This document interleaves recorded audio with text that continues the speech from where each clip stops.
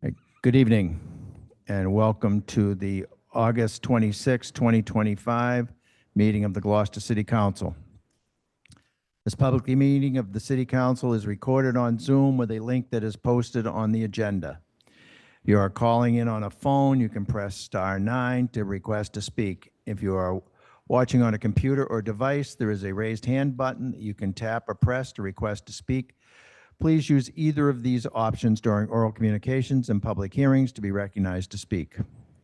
If technical difficulties arise and the Zoom link is interrupted during an in-person hybrid meeting of the City Council and a quorum is present, the meeting may continue after efforts have been made to reestablish the link. The minutes shall note the interruption. It is the finding of the City of Gloucester that no individual should be denied equal treatment or opportunity because of their age, ancestry, color, disability, including intellectual and developmental, mental disability, family status, immigration status, gender identity or expression, military status, marital status, national origin, race, religion, sex, or sexual orientation. Tonight we have Ward 2 Councilor Dylan Benson, Councilor at Large Valerie Gilman. We have Ward 1 Councilor Scott Memard, Councilor at Large Jeff Worthley, Ward 3 Councilor Marjorie Grace, Councilor at Large Jason Grow, and Council Vice President and Ward 5 Councilor Sean Nolan, and I'm Tony Gross. I am the Council President. Here in the room, we also have Grace Poirier, our City Clerk. We have the Mayor, Greg Verga. We have the CAO, Catherine Schlichty. We have Suzanne Egan, our City Legal, and we have Bailey McCall, a Sustainability Coordinator who is remote.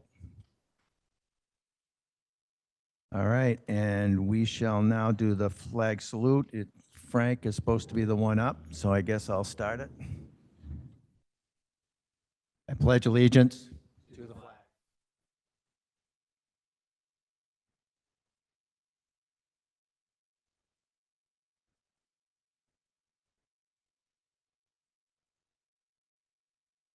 Thank you. Next order of business, Madam Clerk. Oral communications.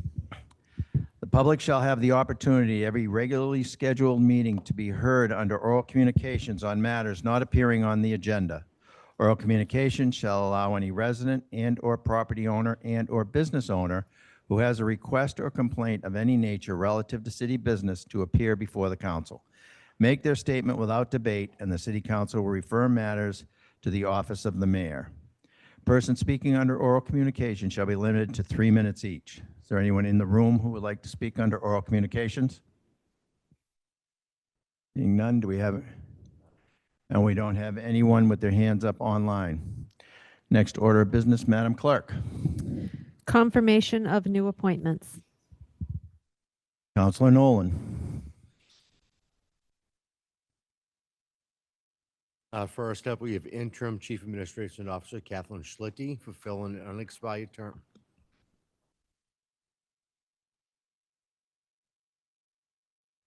Can you hear me now? Hello? All right. First up, we have Interim Chief Administrative Officer Catherine Schlichty fulfilling an unexpired term, turned to end 2/14/2026.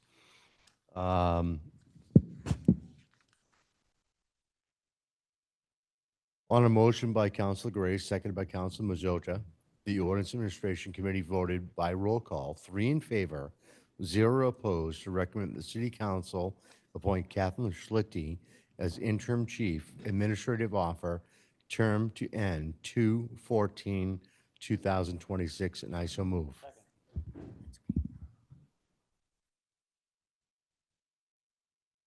Okay, discussion.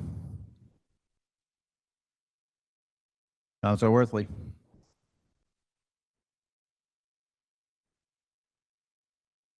Oh, yeah. Oh, sorry. That's true. Probably should have both of them come and give their presentation. Check one. Okay. Councilor Worthley, good call. Thanks. Yes, I am proud to put Catherine forward. You'll recall that Jill Cahill took the job as the town manager in Danvers and left us middle of May-ish. And Catherine has stepped in, and she's been doing a great job. She's on her second 90-day appointment, but that will expire in, I think, mid-October. So I'm proudly putting her forward to finish out Jill's term through February 14, 2026. I think you're all aware of who Catherine is. She's spent many years on the Zoning Board of Appeals. Catherine is an attorney in the city of Gloucester. She was retired for a very short time until I pulled her out of retirement. Sorry. But I would urge you all to confirm her. I think she's highly qualified for this position, and she has jumped in with both feet and has been doing a great job for the last few months. So with that, I'd like to invite, through the chair, Catherine to join us up here.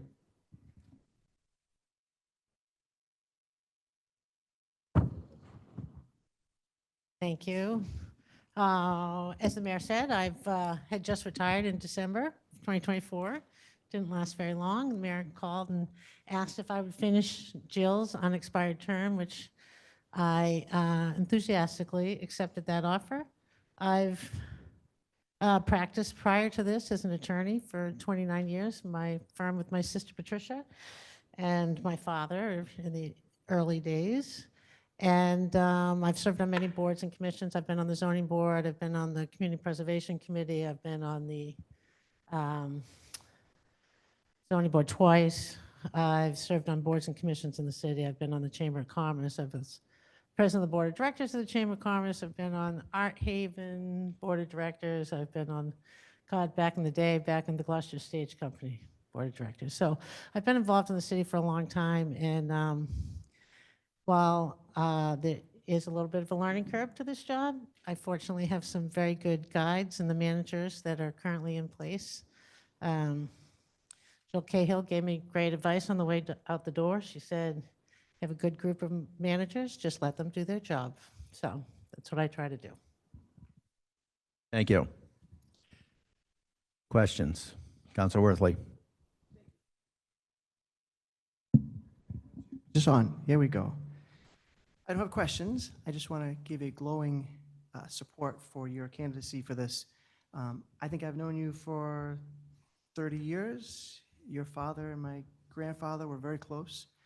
I don't think there isn't an organization in the city that hasn't been positively impacted by you or a member of your family. I think every organization has been better off because of Slick-D's involvement in general. You're obviously jumping in quickly to this position.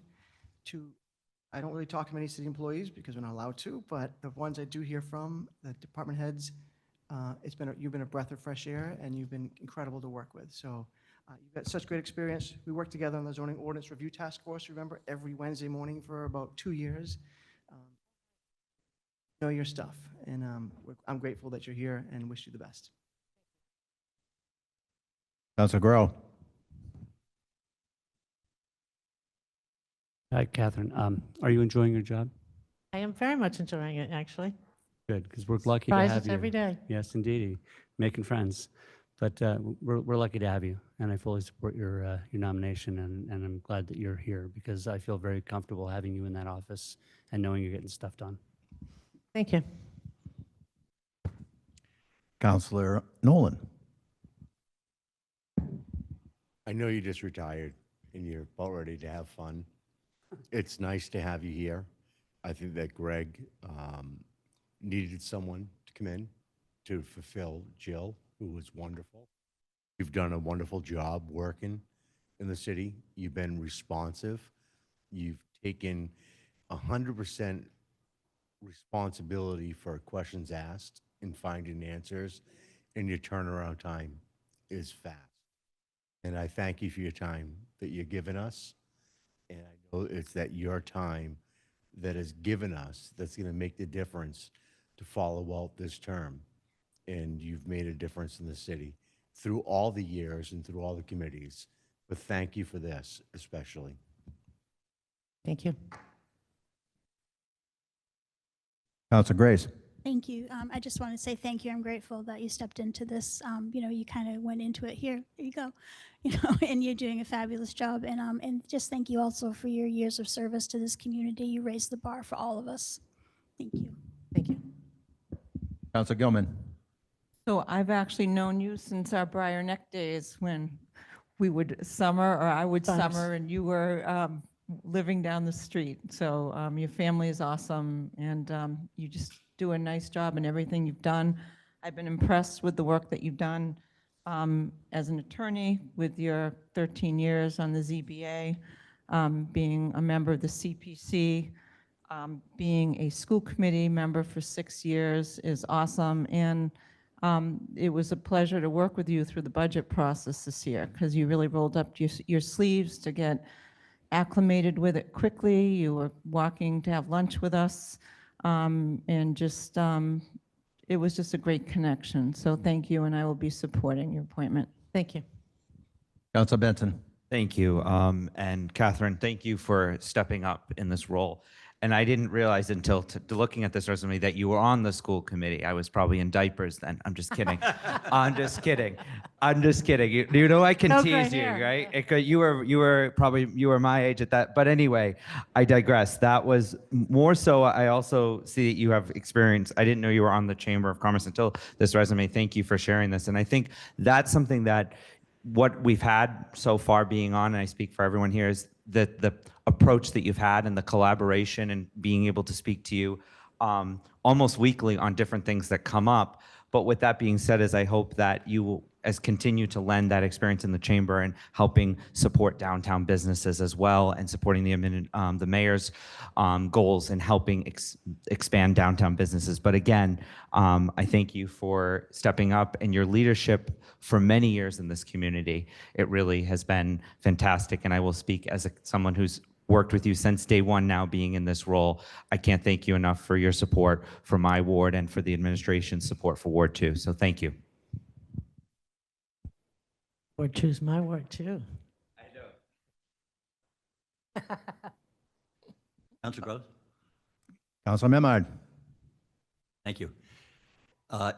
Catherine didn't just serve on the Chamber of Commerce. She was a president, most very recently, of the Cape Ann Chamber of Commerce, the greater Cape Ann Chamber of Commerce. And it was my pleasure to be with you at the president's recent dinner together at Beauport to celebrate all the decades of community involvement that has been ushered through by the Cape Ann Chamber of Commerce. And thank you for your role on that, as well as all the other things that my fellow councilors have complimented you on. And again, look forward to working another term with you. Bye. Thank you. Thank you.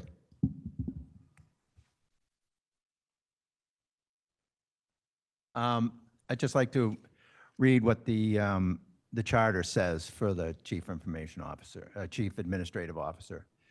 It says a Chief Administrative Officer who is professionally qualified as a municipal administrator by virtue of education, training, and previous experience. So you tick off all these boxes. So before we got your resume, I had questions. And, now seeing that you're a Juris Doctor, you have a doctorate in law, because we really need, I think this is the most important position in the city, because this is the paid professional that we have to run our city. And we need to make sure that whoever we approve of fills all these qualifications, and yes, you do. And I'm very happy that your resume did come through, and that we got to take a look at that and reassure ourselves that the job you're doing can continue to be done with our great confidence. So thank you. Thank you. Sorry I neglected to forward that earlier. Tired. Just running on my charm now. All right. All those in favor? Aye. Opposed? Ayes have it, 9-0. Thank you, Catherine.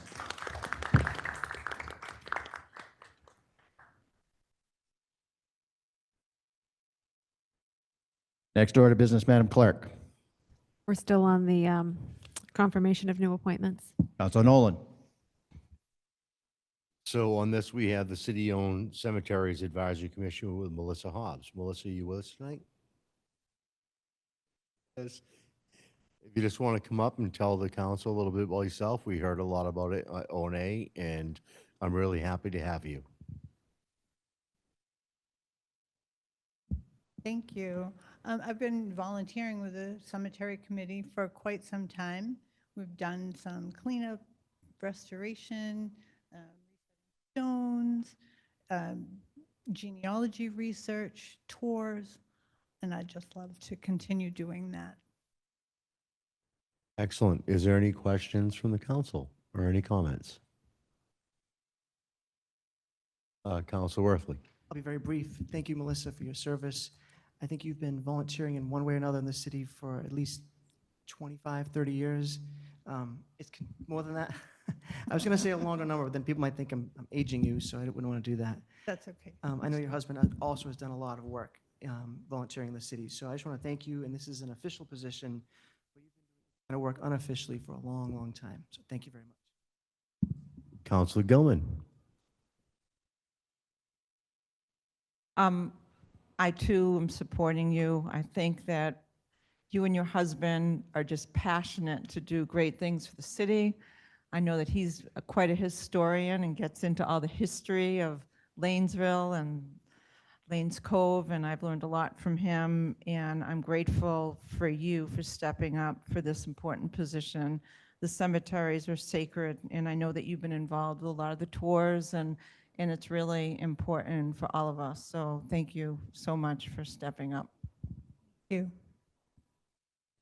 With that being said, I'd like to read the report. On a motion by Councilor Grace, seconded by Councilor Majota, the Ordinance Administration Committee voted by roll call, 3 in favor, 0 opposed, to recommend the City Council appoint Melissa Hobbs to the City-Owned Cemeteries Advisory Committee, term to end 2/15/2026, and I so move.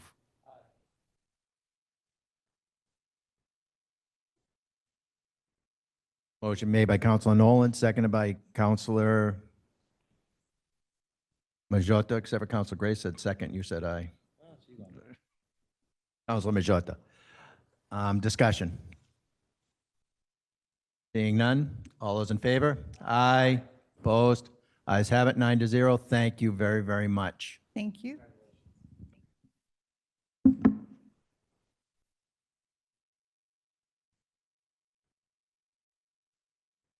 So next up, we have the City-Owned Cemeteries Advisory Committee for Carol Kelly. Carol, are you here tonight or online? Hi, Carol. How you doing? Come on up. If you just want to tell a little about yourself to the full council, and the name and address too. Carol, my voice is very low. Carol Kelly, 1178 Washington Street in Gloucester, Lanesville, like Melissa.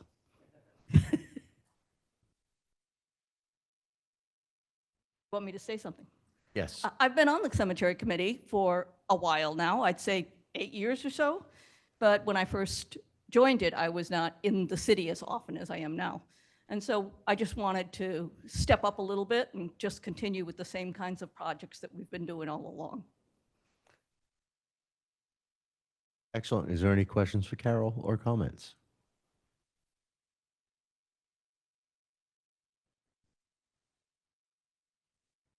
I just want to say thank you. It's a very, there's a lot of work that you guys do that does not get noticed. So, it's great to see the improvements in the cemeteries, and just thank you, Melissa, and the team does a fantastic job. So thank you. I would also say that I think any member of the committee would say the support of Mike Hale has been absolutely essential, and it's one of the reasons we're so successful, I think.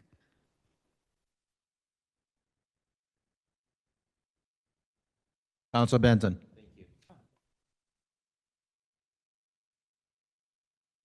Thank you for stepping up.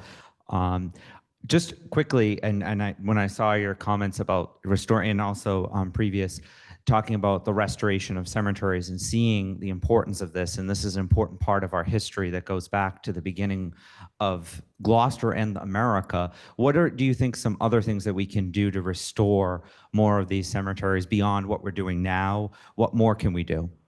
Well, we've made a request that a certain amount of money be put into the DPW budget for restoration, which has not been the case in the past.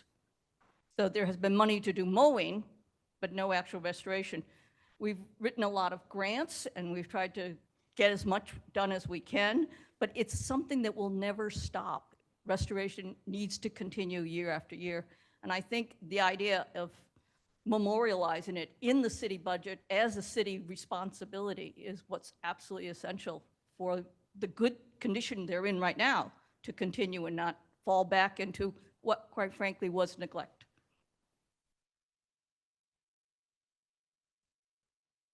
Val. Counselor Gilman, sorry. So Carol, I was at one of your events maybe 6 or 7 years ago at the cemetery in Lanesville, right at the end of Main Street. And you were all restoring all the tombs. It was just amazing, the work that you were doing. And you were really doing a lot of it yourselves. And Yeah. it's grueling work, it's tedious, and it's so necessary. So thank you for your continuation, and we really respect your Yeah, volunteers. I don't do as much of the physical stuff now as I did years ago, but there are a strong group of people that continue to do a lot. Counselor Nolan. So on the cemetery committee, it's really come a long way in the last 5 years. People have come out and they've been working on it, and they've been working a lot longer before that, but it's really starting to be heard now. There's a lot of history, a lot of rebuilding. And with the Magnolia Cemetery, which actually is a cemetery from Gloucester, we've been very fortunate to have some people that have been taking care of that for years. And we've done private classes on restoration of stones. I actually took a class on that.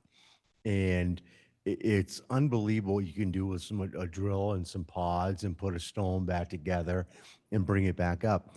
But it's part of our history. Today we saw photos from City Hall with Mayor Verger putting up Civil War pictures that the historical committee has been working on and framing and putting it up. And most of these people have ties that are still here. The family in our cemeteries are still here.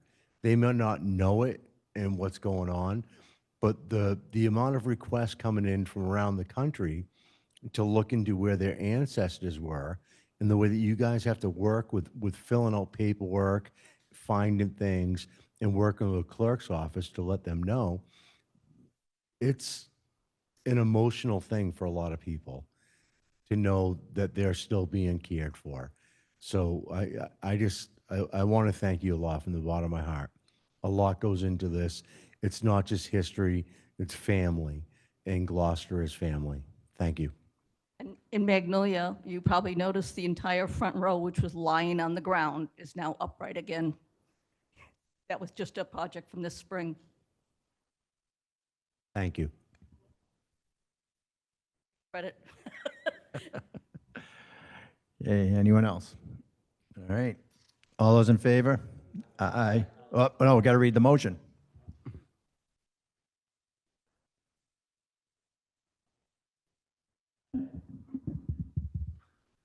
On a motion by Council Gray, seconded by Council Majota, the Ordinance Administration Committee voted by roll call, 3 in favor, 0 opposed, to recommend the City Council appoint Carol Kelly from an alternate to a full member of the city-owned Cemeteries Advisory Committee, term to end 2/15/2028, and I so move. Motion made by Counselor Nolan, seconded by Counselor Grace. Mayor, don't leave yet. We have a PSA that we're going to do. Oh, okay. All those in favor? Aye. Opposed? Ayes have it, 9-0. Thank you. Thank you very much. And in a moment, we're going to discuss a very serious matter of fraud that happened with the mayor's office where someone was scammed. A permittee was scammed by someone spoofing them as coming from the mayor's office. So I'd like either the mayor and Suzanne Egan, City Legal, to just to advise us of what has happened. Right, this is definitely serious. Suzanne called me after I went home this afternoon after City Hall closed, and apparently Greg Verga, emailed a person about sending in funds to cover her permit fees. And she got taken for quite a bit of money. So with that, I think it's important that we share this information. We'll do more when we get to the office tomorrow, but we didn't want to waste any time. So Suzanne can fill you in on the details. Thank you, Mayor. So an applicant for a special permit from the City Council received emails that said Greg Verga, Mayor, Planning Commission of the City of Gloucester, and it literally said Greg Verga. The email address is actually, once you get through everything, is at us.com, I believe. But what the email did was it was very specific for this application. It cited our zoning ordinance, and it stated in order to get your special permit, you must wire me, I believe it was like $8,000. And it was an ongoing engagement of many emails going back and forth. And unfortunately, this person appeared to have wired that money. And then the email went further of saying, now you have to get your property inspected, wire me additional money. So this is very serious because it does look like an email coming from the mayor's office, from the City of Gloucester. So I think it's important to say tonight to to provide the public with information about this, and that for people to understand that the City of Gloucester does not send out emails, particularly the mayor of the City of Gloucester does not send out emails requesting funds to be wired with regard to special permits. And we've referred this matter to the police department, who is going to do an investigation on this, and will also provide additional information on the city's website. But we just wanted you to be aware, and also the public to be aware tonight. Thank you.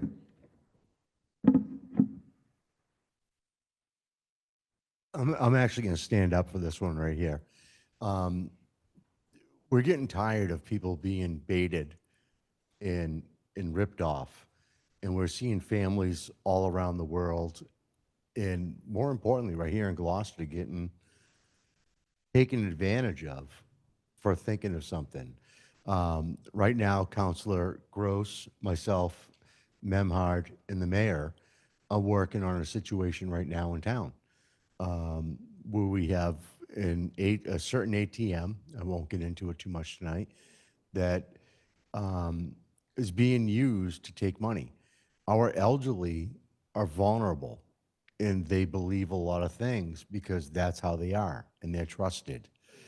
So with our banking institutions, they've come to the point where they've learned that when someone comes in and they want to make a withdrawal and send money, they ask questions and they get into it. When this happens on the internet, or if it happens through a certain type of ATM, there's no one there to talk to people. And we've seen people lose a lot of money. We had one person that was around $20,000 that was ripped off on a scheme. And we're working hard to do this. And I don't want to exactly say what it is because it's between legal, the mayor's office, Councilor Memhard, myself, and Councilor Gross. But you have to be very vigilant and talk to your family. Talk to your elderly friends and let them know if there's ever a question at all to ask, because most things don't happen that way.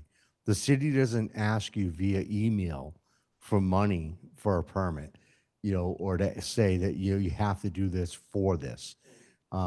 People shouldn't have to be in fear of their granddaughter in Florida that needs bail. So this is something that we really need to take seriously. And we have a small crowd here tonight, but keep that in mind. Fraud is around us. We have a lot of bad people. We have a retired state trooper here tonight. He could probably talk a lot about people that do things bad. And it's not fair. And we need to nip it in the butt. So I'm sorry for taking 5 minutes of your time tonight to talk about this, but I think it's very important for everybody to know that always ask questions and also talk to your family. Because I know my dad is the honest Joe, and if someone called him up and said he owed money, he's probably going to give him money unless I can interfere, because that's how it was, and we need to make sure that they're not vulnerable, even though they are. We have to watch out for that. Sorry for taking the 5 minutes, but I think that was well worth the time. Thank you, Councilor Nolan. Next order of business, Madam Clerk. The consent agenda. Would any councilors wish to take anything, remove anything from the consent agenda? I'd accept a motion to accept the consent agenda. Second. Motion made by Councilor Grow, seconded by Councilor Worthley. All those in favor? Aye. Opposed? Ayes have it, 9-0. Next order of business, Madam Clerk. The August 7th Budget and Finance Standing Committee report. Councilor Memard, you're up. So we're stepping back first. We have an August 21st Budget and Finance Committee meeting to go through, but first we're going back to an earlier August 7th meeting where we considered Assistant Health Director's recommendations regarding Gloucester Health Department fees and a fee structure for being updated in 2025. So this was continued from last meeting. There was a question as to whether the fees were in fact permissible. I believe that's been addressed satisfactorily. They are not governed by the state in a way that limits what the Board of Health can charge for fees or penalties. So I'll read the motion again, which is on a motion by myself, seconded by Councilor Worthley. Budget and Finance Committee voted 3 in favor, 0 opposed, to recommend that the City Council approve the proposed fee changes as presented in the memo dated July 1st, 2025, as amended, and as incorporated here too, presented by the Assistant Health Director and as approved by the Mayor. And I so move. Motion made by Councilor Memard, seconded by Councilor Worth. Discussion. Seeing none, all those in favor? Aye. Opposed? Ayes have it, 9-0. And I would also thank the health director and her team for clarifying what was permissible, and there was an appropriate question that was raised by the council, which is great to get clarified. Going on to the August 21st, 2025 Budget and Finance Committee meeting. The first item that we have for you is a memorandum from our Director of Elder Services, that's Elise Sinagra, requesting our acceptance of the fiscal year 2025 Title 3B Older Americans Providers Services Grant in the amount of $13,250. I'll read the motion. On a motion by myself, seconded by Councilor Gross, Budget and Finance Committee voted 2 in favor, 0 opposed, 1 absent, to recommend that the City Council accept under Mass General Law 4453A a federal grant from the Administration on Aging, U.S. Department of Health and Human Services, and passed through the Massachusetts Executive Office of Elder Affairs through Senior Care, Inc., for a fiscal year 2025 Title 3B Older Americans Act grant, and this is in the amount of $13,250. The funds are to be used to supplement the hours and a part of a full-time salary for our outreach coordinator worker in the Rose Baker Senior Center. The grant period is from October 1st, 2024 through September 30th, 2025, and there is a minimum 10% local match for this grant, and I so move. Motion made by Councilor Memard, seconded by Councilor Worthley. Discussion. Seeing none, all those in favor? Aye. Opposed? Ayes have it, 9-0. The second item from our Budget and Finance Committee last week was a memorandum again from our Elder Services Director requesting our acceptance of donations supporting the Gloucester Council on Aging and the Rose Baker Senior Center, totaling $804.16. The motion is as follows. On a motion by myself, seconded by Councilor Gross, Budget and Finance Committee voted 2 in favor, 0 opposed, 1 absent, to recommend that the City Council accept various cash donations under Mass General Law, Chapter 4453A, to support Council on Aging programs and activities in the total amount of $804.16 from the following members and business partners within our community, whom are Brian Sullivan, Lanesville Community Center, Lavina Wagner, Janine Harris, Virginia DeVoe, Marilyn Grant, Ed Fisher, and Barry McKay, for a total of $804.16, and I so move. Motion made by Councilor Memard, seconded by Councilor Worthley. Discussion. Seeing none, all those in favor? Aye. Opposed? Ayes have it, 9-0. Along with thanks for all those generous donors to the Rose Baker Senior Center and our elderly program. Item number 3 is a memorandum from the DPW DPW financial manager requesting 2025, fiscal year 2025 invoices to be paid with fiscal year 2026 funds. And this is in the total amount of $86,233.50. And there are 2 separate motions. These both relate to utility bills for different city facilities that were delayed in being properly posted, and they need to be paid. On a motion by myself, seconded by Councilor Gross, Budget and Finance Committee voted 2 in favor, 0 opposed, 1 absent, to recommend that the City Council, in accordance with Mass General Law, Chapter 4464, approve payment of 5 prior year invoices from the National Grid Electric, Northborough, Mass., providing electric service for the city during fiscal year 2025 for the purpose of paying various invoices as outlined by the DPW Facilities Manager in a memo dated July 22nd, 2025 for the various invoices dated May 23rd, 2025 through July 14th, 2025 for a total of $86,233.50. These are to be paid with available funds from the fiscal year 2026 General Fund DPW Facilities Department budget. And I so move. Motion made by Councilor Memard, seconded by Councilor Worthley. Discussion. Seeing none, all those in favor? Aye. Opposed? Ayes have it, 9-0. And the second part of the DPW request is, again, prior year invoices to be paid with current resources. On a motion by myself, seconded by Councilor Gross, Budget and Finance Committee voted 2 in favor, 0 opposed, and 1 absent, to recommend that the City Council, in accordance with Mass General Law, Chapter 4464, approve payment of a prior year invoice from Blinky Mobility, providing beach parking registration application services for the City of Gloucester for fiscal year 2025 for the purpose of paying invoices for number 2025-0050 dated June 30th, 2025 in the amount of $14,442.20 with a remaining prior year amount of $1,814.60 to be paid with available funds from the fiscal year 2026 General Fund DPW Public Services Department budget, and I so move. Motion made by Councilor Memard, seconded by Councilor Worthley. Discussion. Seeing none, all those in favor? Aye. Opposed? Ayes have it, 9-0. Going to move from electricity and beach passes to art. The next item, number 4, is a memorandum from the Committee for the Arts requesting the City of Gloucester's acceptance of John Matheson photographs. And I don't know if people have been in City Hall to see them and admire them. I see some down on the basement floor, Mayor. Have you seen them? They'll be at Pond Road, on display at Pond Road. The committee recommendation on a motion by myself, seconded by Councilor Gross, Budget and Finance Committee voted 2 in favor, 0 opposed, 1 absent, to recommend that the City Council accept a donation under Mass General Law 4453A and 1/2, a gift of taxable goods. Tangible. Taxable, tangible goods, not taxable, only tangible. A gift of goods that are tangible to the City of Gloucester from Catherine Gooddick. Thank you, Catherine. For 6 framed photographs with an approximate value of $3,000 taken by Gloucester native John Matheson, and I so move. Motion made by Councilor Memard, seconded by Councilor Worthley.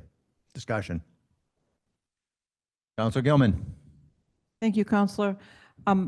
I was so moved when I saw these photographs, and I reached out to our constituent, Catherine Gooddick, to thank her. Nina. And she was, excuse me? Nina Gooddick. No, it's Catherine Gooddick. And she was so moved by the loss of her friend and tried to do something that she thought that he would be really proud.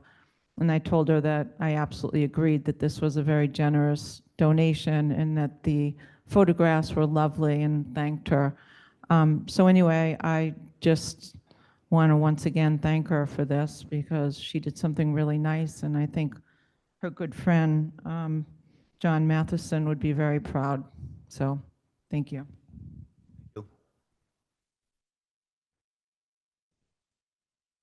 All those in favor? Aye. Opposed? Ayes have it, 9-0. And the final item from Budget and Finance from last Thursday is number 5, a memorandum from the Sustainability Coordinator requesting acceptance of a Mass Save Community First Partnership for 2025 through 2027. The award is in the amount of $62,502.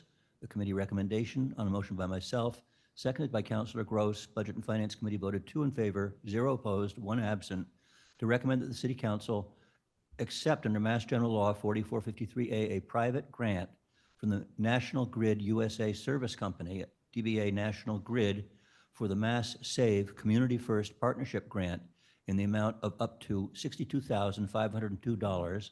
And this is for the purpose of supporting education and outreach surrounding energy efficiency. There is no local match for this grant, and I so move. Motion made by Councilor Memard, seconded by Councilor Worthley. Discussion. What? I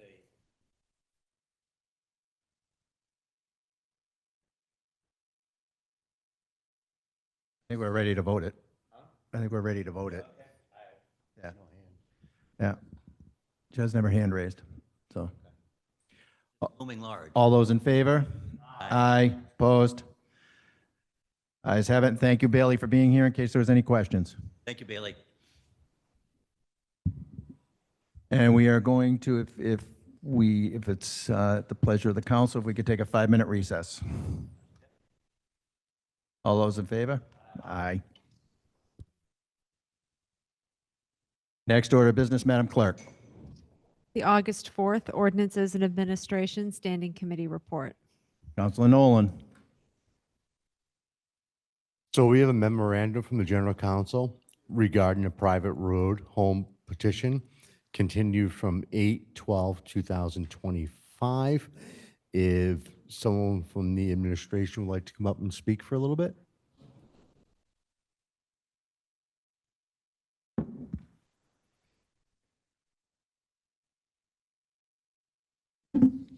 Greg Verka, 381 Essex Ave, West Gloucester.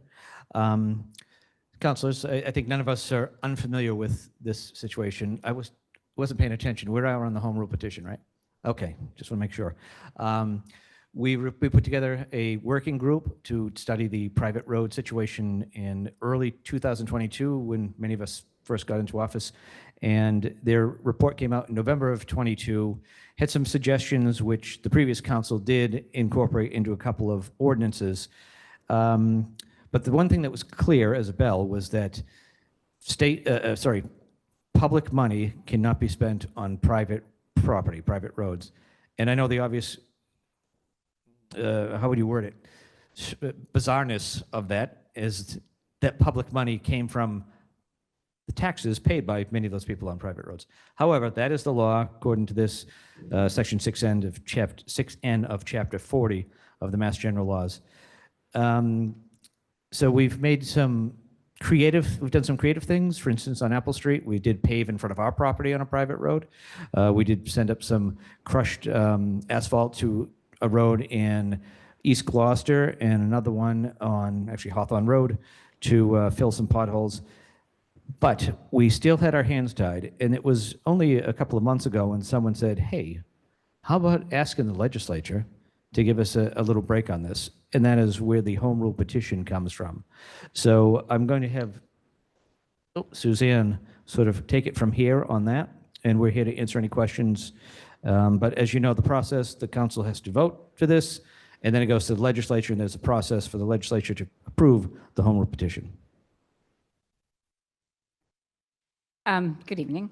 So I'll give you a little, I was going to set the context of the home rule petition in terms of the statutes that we're bound by. So as you know, the city, any municipality in this Commonwealth of Massachusetts is controlled by its statutory authority. It can only act with regard to how much authority is given by the state. That's the federal, state, local law. And so cities and towns are authorized by statute to plow private roads. That's under Chapter 40, Section 6C. Chapter 40, Section 6N authorizes the city to make temporary repairs to private roads after adopting an ordinance. So we have that. That's in our Code of Ordinances. That's Section 21-82. We make those temporary repairs provided there's certain criteria is met. And then Chapter 84, Section 12, and a special act that the city had presented to the legislature and that was passed in 2022 or 2002, sorry, sets out the betterment process for a private road that they want to do a permanent repair, and they go to the city and say, will you do this permanent repair, finance it for us, and then you put the betterment on. And that is in our Code of Ordinances in Section 21-84.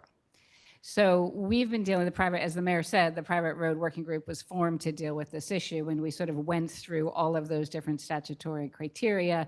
The city council adopted some amendments to the Code of Ordinances to deal with some of those suggestions.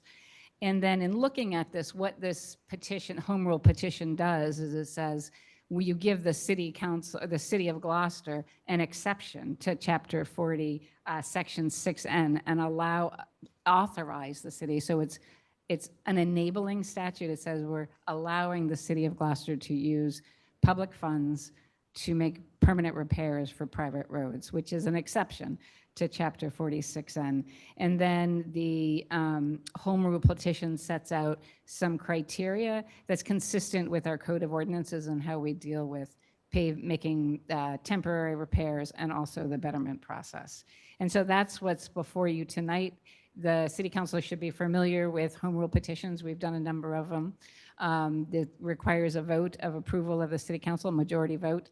The mayor approves, and then it gets submitted to the legislature through our delegation. So I'm happy to answer any questions if you have any. Councilor Grow. Thank you for that. I just have a couple clarifying questions I think I'm putting out there because I think this is such a confusing issue for people that I think we need to understand what it is we're asking the legislature and what we expect will happen as a result of that. And that is that we're not asking the legislature for permission to fully pave and regrade roads in their entirety at the public cost. We're asking for greater latitude in certain circumstances to make bigger repairs, but this isn't about accepting roads and it's not about fully paving roads. Our ordinance that we changed before was about accepting roads, but they had to be in certain circumstances and up to a better standard of things. So this isn't about wholesale repaving, correct? I mean, I don't want to bring anybody's expectations up. Right.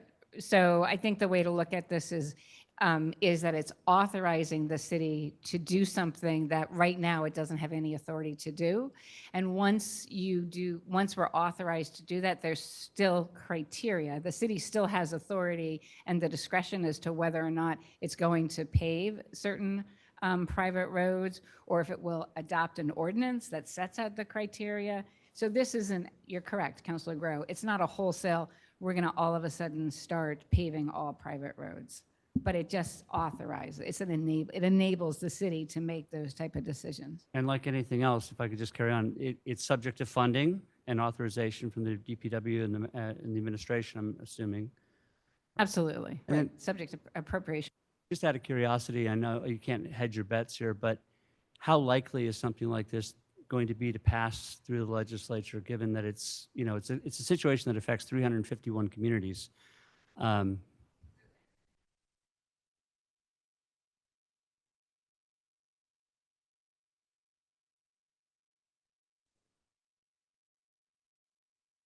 I'm done. Thank you. There is a bill pending in the legislature that is for an exception for all of the state of Massachusetts, for all the communities to be, and I provided the council with a copy of that bill, and that sets out criteria. That criteria is much broader than ours because what I tried to do here is tailor this to the city of Gloucester. If that gets passed and ours gets passed, state law preempts. So we'll still have that carve out. We're seeking a carve out, it would be two carve outs, one from Section 6N, allow us to do this, If the one pending at the legislature gets passed that has stronger criteria, then we'll still be able to use public money to make private roads under the criteria set out here.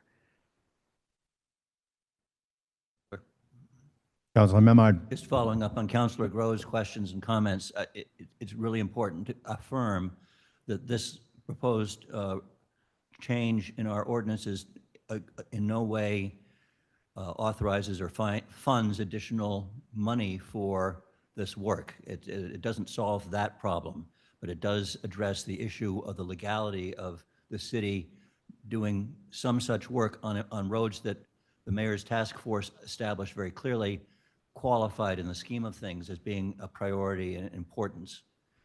Yes, that's a really good point, that it doesn't provide any additional funding for paving roads. So the city would have the authority to do this, to pave private roads, but it's still looking at the same pot of money. And that's why there's criteria, and that's why that the city council would retain its its appropriating authority in determining whether or not to fund certain paving projects. Councilor Gilman.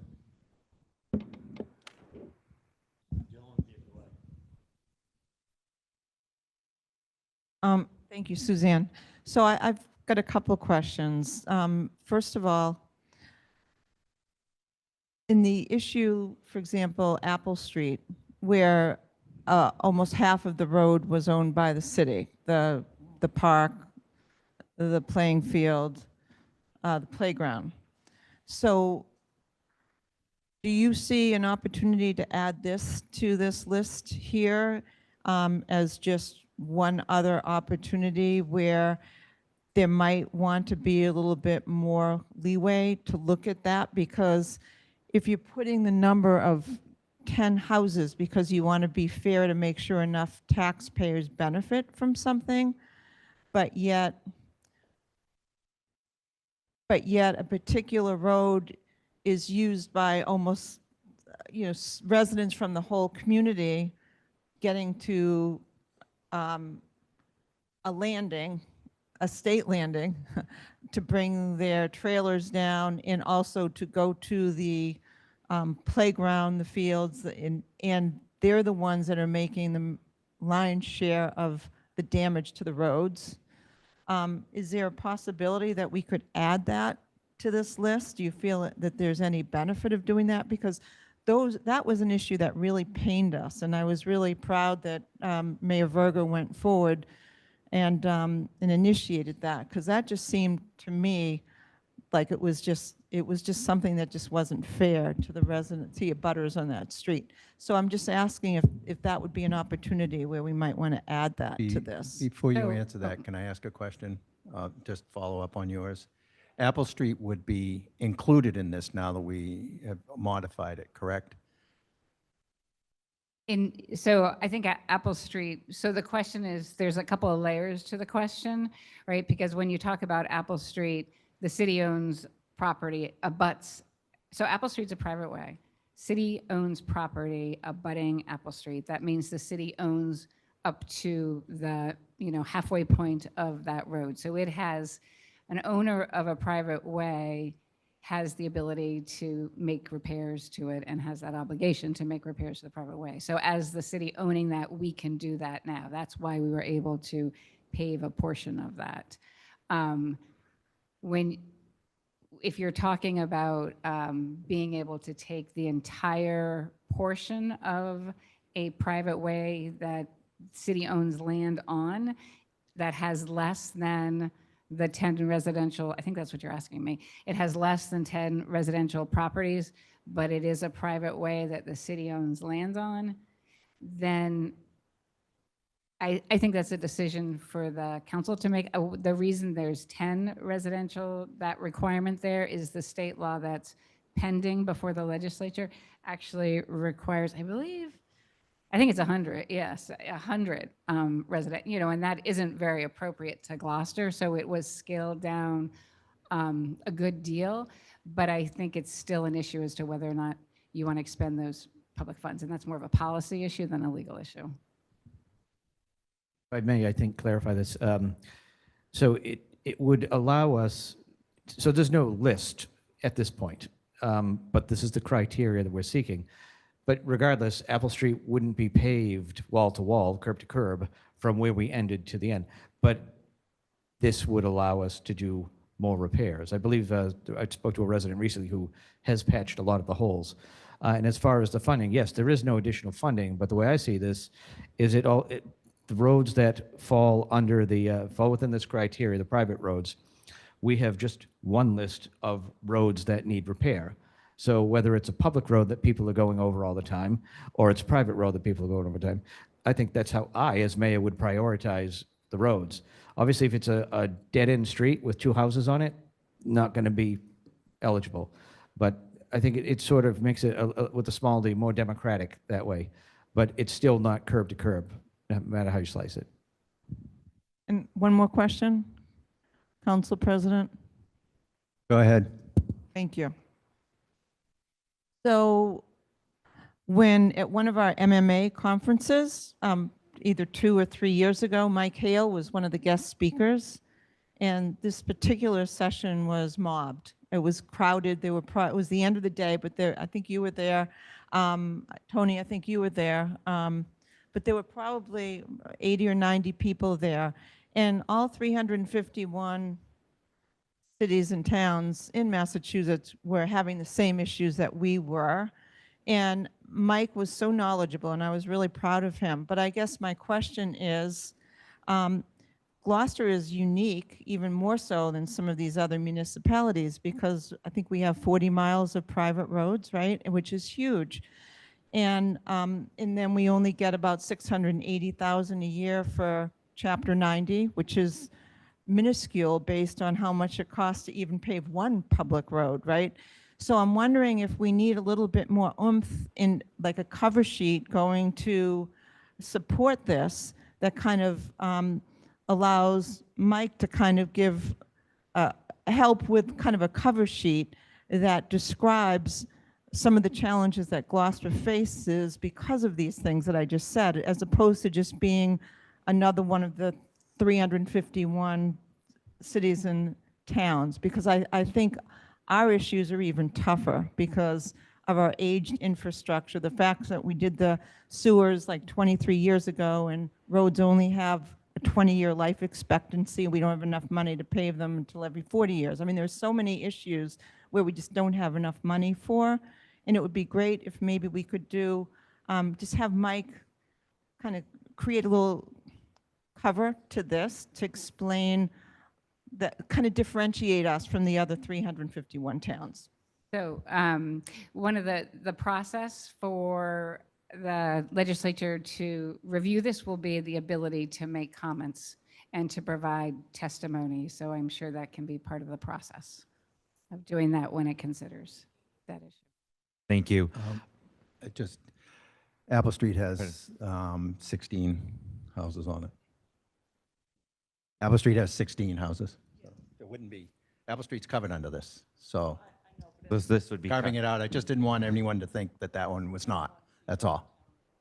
Just Councilor Benson. Yes, just quickly circling back. I have 2 questions, if I may.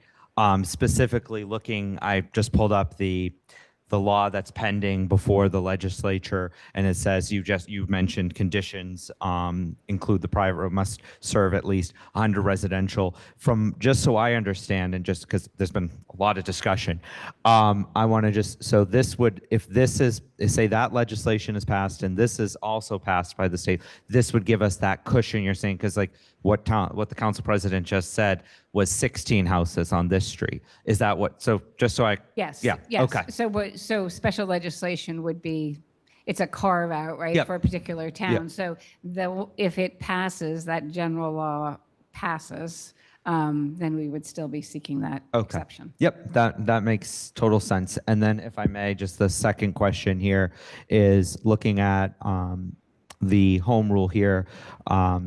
2, private road is a connector street between two public roads. Could you just explain that a little bit more? I know we talked offline about that, just so I can understand the, I'm thinking like, say, is it two public roads that say are well traveled on? Is that what you were thinking here?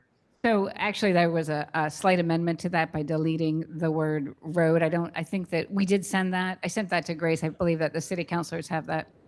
So we deleted, yeah, between two roads. So that's a criteria that will be used to ensure that that's a road used not just by the residents. So it's sort of ruling out cul-de-sacs, right? That's the purpose of that criteria.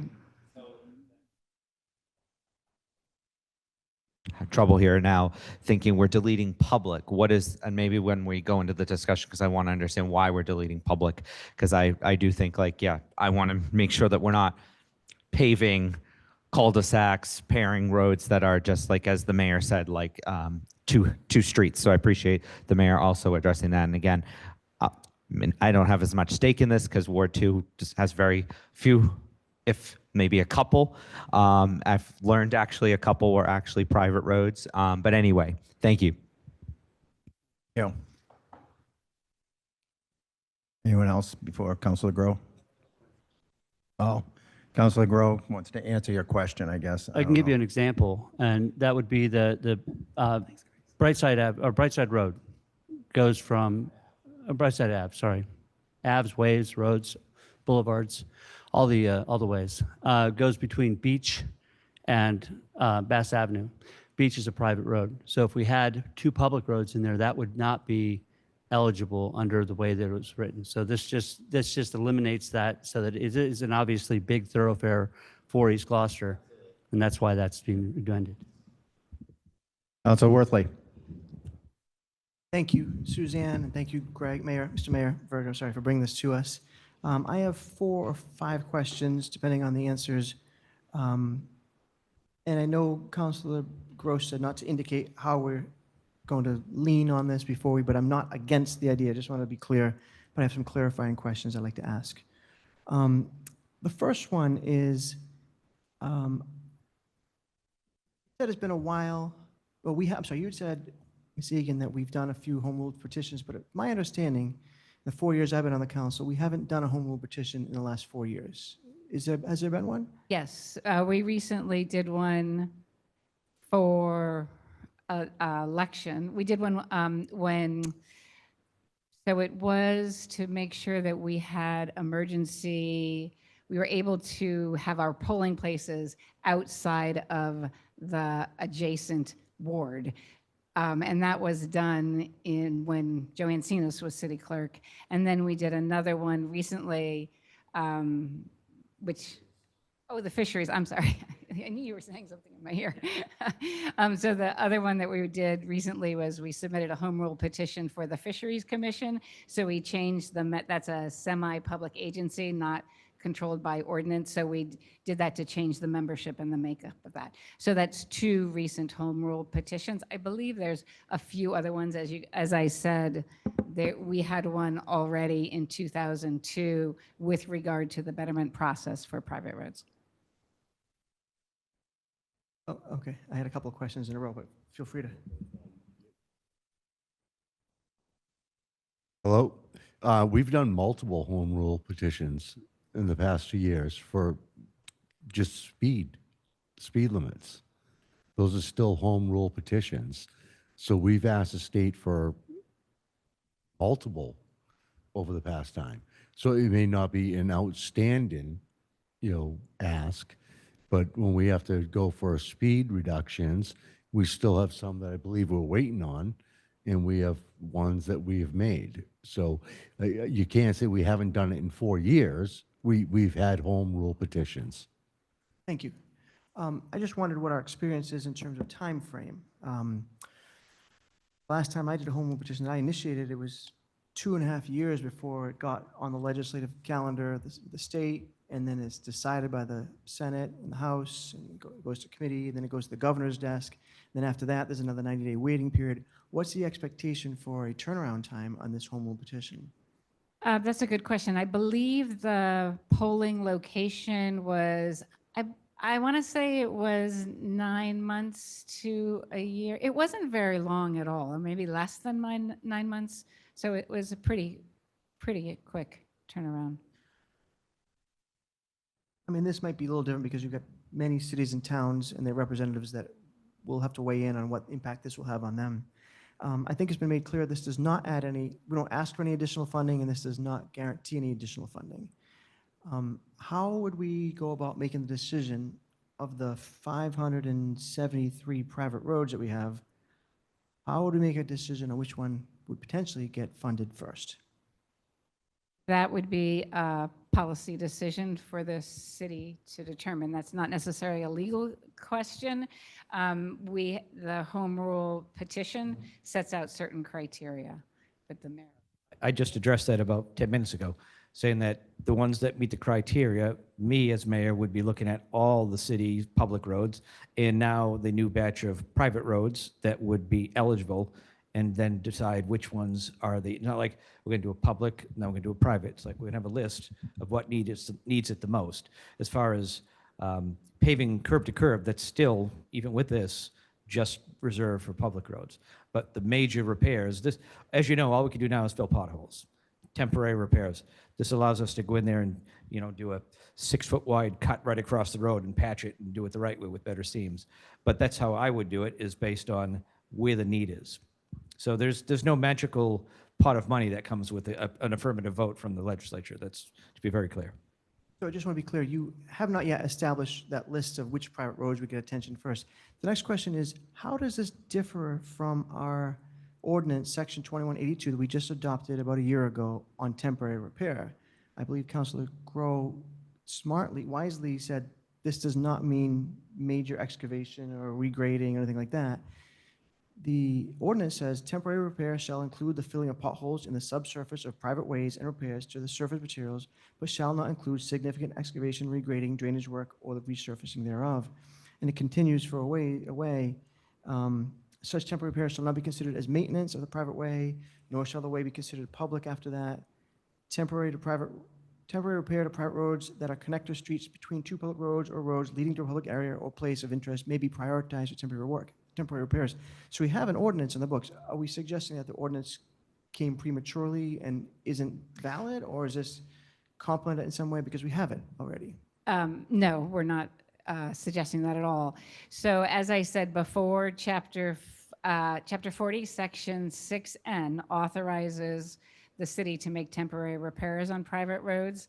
So this is an exception to Chapter 46N and says that we can make permanent repairs on private roads. So right now we're prohibited by the statute from making permanent repairs to private roads, unless you drop down to a different section of the ordinance and then you go through the betterment process. If you're going to make a permanent repair on a private road, it's Chapter 84, Section 12, and our ordinance, Section 21-84, sets out a really pretty lengthy, in-depth criteria. What's the process, the vote of the homeowners and all the rest of that. So it's two separate issues. It's actually three. You raised another one, which is the accepting of private roads. So making repairs, it's all by statute, as we're saying, is you can only do what you're authorized by law to do. And what this is saying is authorize us to do more than the general laws allow us to do now. So it's not redundant, but our Section 2182 and following is consistent with the state law. This is the exception from the state law. Make sure I heard that correctly. So our ordinance allows temporary repair. And we've heard a couple different things. We're not going to do wall-to-wall, curb-to-curb paving. You just said we can't do permanent repair.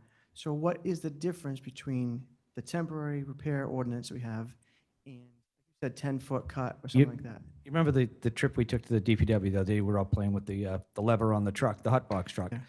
They can do that today. They'll go in there, they'll scrape out the hole that exists, they'll dump the hot stuff in, and I asked specifically, Tommy, what do you do? And they just get a tamper, doop, doop, doop, and that's it. A more extensive repair, that if there's like potholes all along, they'll cut out a section, and they'll have a nice straight seam on both sides of it, and they'll get it, flatten it out. And we're not allowed to do that now, We're but not this allowed could to change that. That is correct. Okay, I understand that. And then I have one last question. So specifically, the language says here that the private road must serve 10 residential properties. And we currently spend public money on private roads. For example, I think last year, 2 years ago, we fixed a culvert on Osmond Babson Road, the road leading to O'Malley. The private road. There's- Regardless, public or private, we're the biggest abutter, and it's our infrastructure we need to repair to protect our assets. Right, no, I'm glad we did it. I'm not questioning that. But in this case, we're saying we can't do that unless there are 10 residents that live in that street. So would we be exempting ourselves from this repair? When we have our property, we can do what we need to do as an abutter. Just like any abutter on any private road, if they choose to say, I'm going to pave to do the whole thing, no one's going to stop them. So we, as- Private property owners, but commercial private property was on Osmond Babson Road. So I'm just a little confused on, the city owns a road, it's still private? city owns the road? No, it's a City public. owns that road, and Osmond Babson Road is listed as a private road. So I can answer that question. So this goes, you're asking a question with regard to whether Osmond Basman Road has been laid out as a public way pursuant to the statutory authority of the city and the code of ordinances.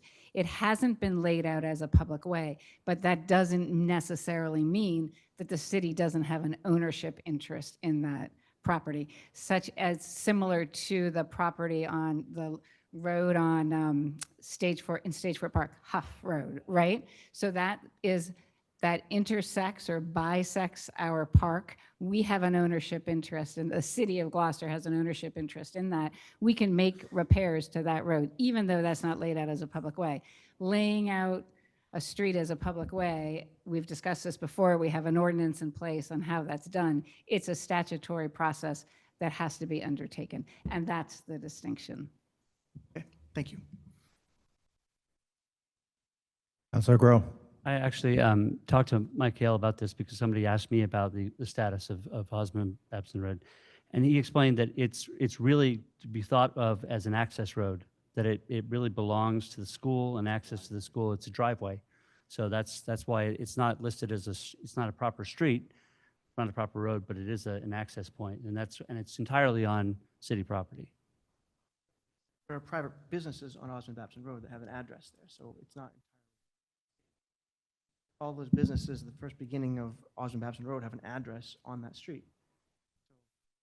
I love that we did it, but that wouldn't fit this criteria because there aren't 10 residents. This is neither here nor there. We're not getting more money from this, so. It just, as if and I can I wanted just- to repair my road, which is a private road in front of my house, there is absolutely nothing stopping me from doing that. The city wants to repair a road that they own, there's absolutely nothing to stop the city from doing that. So if it's city-owned, doesn't that make it public? Not necessarily, that's just one of the weird quirks of the Massachusetts private-public way. As a private road abutter, in the case you're trying to say, we, the Right. city, Huff Ave, for instance, which we own, I don't know, 90% of it, and that little, the cupboards lot is the only thing that's privately owned. But in other news, Council Nolan's going to be coming forward with a list of potential roads for taking public. Sorry to go off on a tangent, but that addresses a couple of them. Councilor Nolan. So Dr. Osmond Babson Road is a very weird situation. It is probably 99% publicly owned by the city of Gloucester. But as told to me, it hasn't been accepted as a public road. Therefore, it is city property, not public property. It's city property, the same as if the DPW needed to repair their parking lot because they have potholes, that's city property. If City Hall had an issue with potholes, they would repair their property. Until we take it as a public road, it's a driveway or an access road to the school. The way that other businesses that have addresses, I still maybe would argue how that happened. They have secondary egress through Dr. Latundra's property. So that could be confusing. But Dr. Osmond Babson Road is considered by all legality, and I'm not an attorney, as city property, not a public road. It's city property. The same as Huff Ave, and the same as the DPW yard, and the same as Beaman, the driveway going to Beaman, the road going to West Parish School. It's an access road for the school, and I understand the frustration, Councilor Worthley. It's just, it doesn't make sense in a lot of parts of it, but from what I can tell, from what I've looked into, dealing with complaints of crosswalks, wanting, sidewalks and different things of that, these are the things that I found out through due diligence of working on it, and that's how the best I can explain it is it's city property, not a public road, because it's never been accepted as a public road. Thank you. Council Gilman. Technical question, and I didn't want to be so specific, but I need to be specific. So the Dogtown Road, it's got two houses, two residential houses at the beginning. And then it's the road to our compost where everyone goes, how many times a year? 18 times a year, whatever it is, to drop off their brush, their Christmas trees, whatever. And then it is the entrance to Dogtown. So that is a private road, but the city owns most of it. And so I guess, so if we're looking at 10 houses, I'm just wondering how we would look at that. Would we consider starting to address it after the houses? But the houses need to use that road, which is pretty beat up. I mean, for those of you, and everybody, if the purpose of the 10 houses is to make sure that there's enough taxpayers that benefit. Right. When we look at the amount of people that go up there, our DPW works there on all those weekends. And I don't know how advisable it is to start going down the list of the 440 miles of roads, but I just are the two residents across the street from each other or side by side? Side by side, okay. I mean, if Councilor Memard's correct, it could fall under the same scenario as Apple Street, but I'm not committed to that at this very moment. I just think we Okay. just need to get this through this Got it. board and then through the legislature. I'm being too specific, Yeah. so thank you. Council Worthley. Will be my last question. I think communication is important in setting the right tone on what expectation is. If there's a neighborhood who's contemplating doing a betterment right now, and they think this might mean maybe we'd be in line for the public to pay for it, should they keep their foot on the pedal and keep going, or should they be tapping the brake at this point? Well, this is just repairs, so if they have potholes sprinkled along, it's not going to cover every square inch of it. And it's certainly I would prefer to have it, I'm on Essex Ave, so the state, whenever they feel like doing it, will do it. But having my road scraped and repaved curb to curb is a lot better than just having potholes or even sections cut out. I wouldn't want a patchwork along my road because it's going to happen again. So if there's a neighborhood contemplating a betterment, they should continue with that process, because this will That's not my relieve advice, that. yes, because this, the fisheries home rule, when I spoke to the senator about 2 or 3 weeks ago, it had just finished the, is it public comment, is that the right term? So, and I think we submitted that early in the year. So this is several months. This is not going to happen tomorrow. And it's not a guarantee, I would be very honest, there's no guarantee it's going to pass the legislature. This is sort of like one more option we're trying because, as we found out over the last 3.5 years, there aren't a whole lot of other options. But to answer your question, I think there are a couple in process betterment roads, and I would suggest they continue. Thank you. Council Grow. If I could, I would suggest even further than that is that they not only continue, but once they complete that process, determine whether or not, ask the city whether or not they'd be willing to accept it as public roads after that fact. Because that's one of the things we haven't been doing, or people have not been doing, is getting their roads accepted after the fact. So they continue to be on the hook for their own maintenance and repair. Right, and as I mentioned, Councilor Nolan's already got his eye set on that. Okay. Does that wind up our discussion? Are we dismissed? Straight up vote, right? So, did we need to read the motion, Counselor Nolan?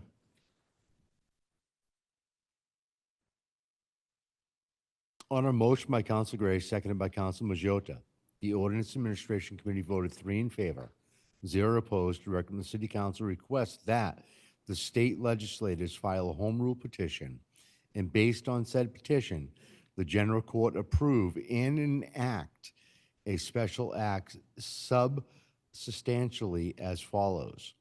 An act relative to maintenance of private roads in the City of Gloucester.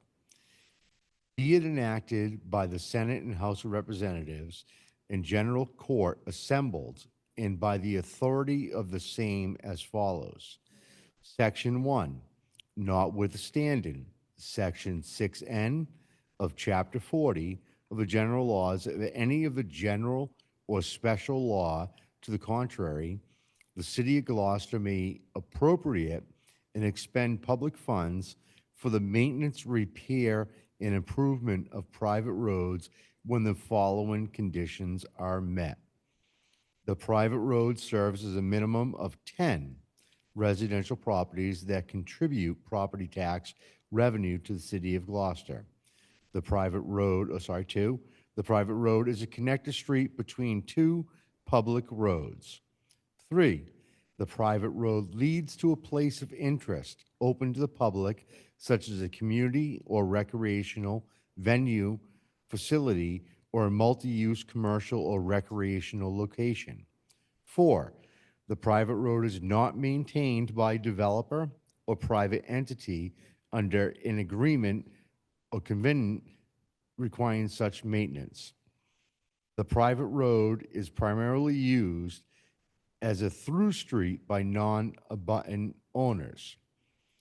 Mr. President, I'd like to modify the motion to strike the word public from Section 2 in accordance with the memorandum from General Counsel received on August 25th, 2025, and I so move. Second. Motion made by Counselor Nolan, seconded by Counselor Majota. Discussion. Seeing all those in favor? Got discussion. Discussion. Didn't see any hands raised. Just because you weren't looking through Sean's head. You already talked out, aren't you? I almost talked out, yeah. Counselor Grow. I always have a little reserve tank ready for such an occasion as this. I guess I just really want to reiterate that this is one, it's going to take a while to get through the legislature. If it gets through and survives, terrific. That's great news.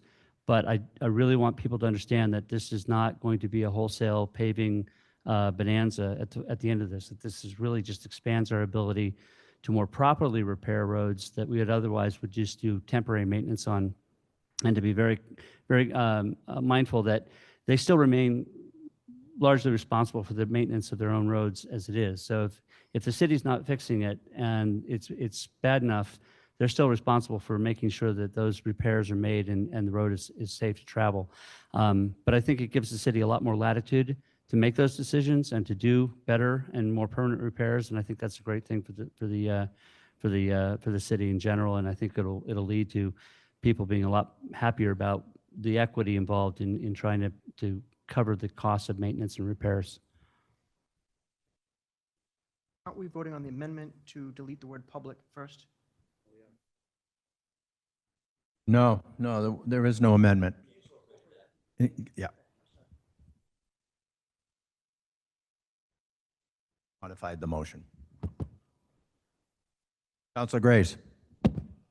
You, just to harken back from a couple minutes ago with the betterment, it's not going to replace a betterment because typically if a road is looking for a betterment, the entire road needs to be repaired. And all this is going to do is if you have a section of a road that you just keep filling it in, hopefully this will give us the ability to take it one step further and hopefully stop having to repeat filling in a pothole, the ounce of prevention type of thing.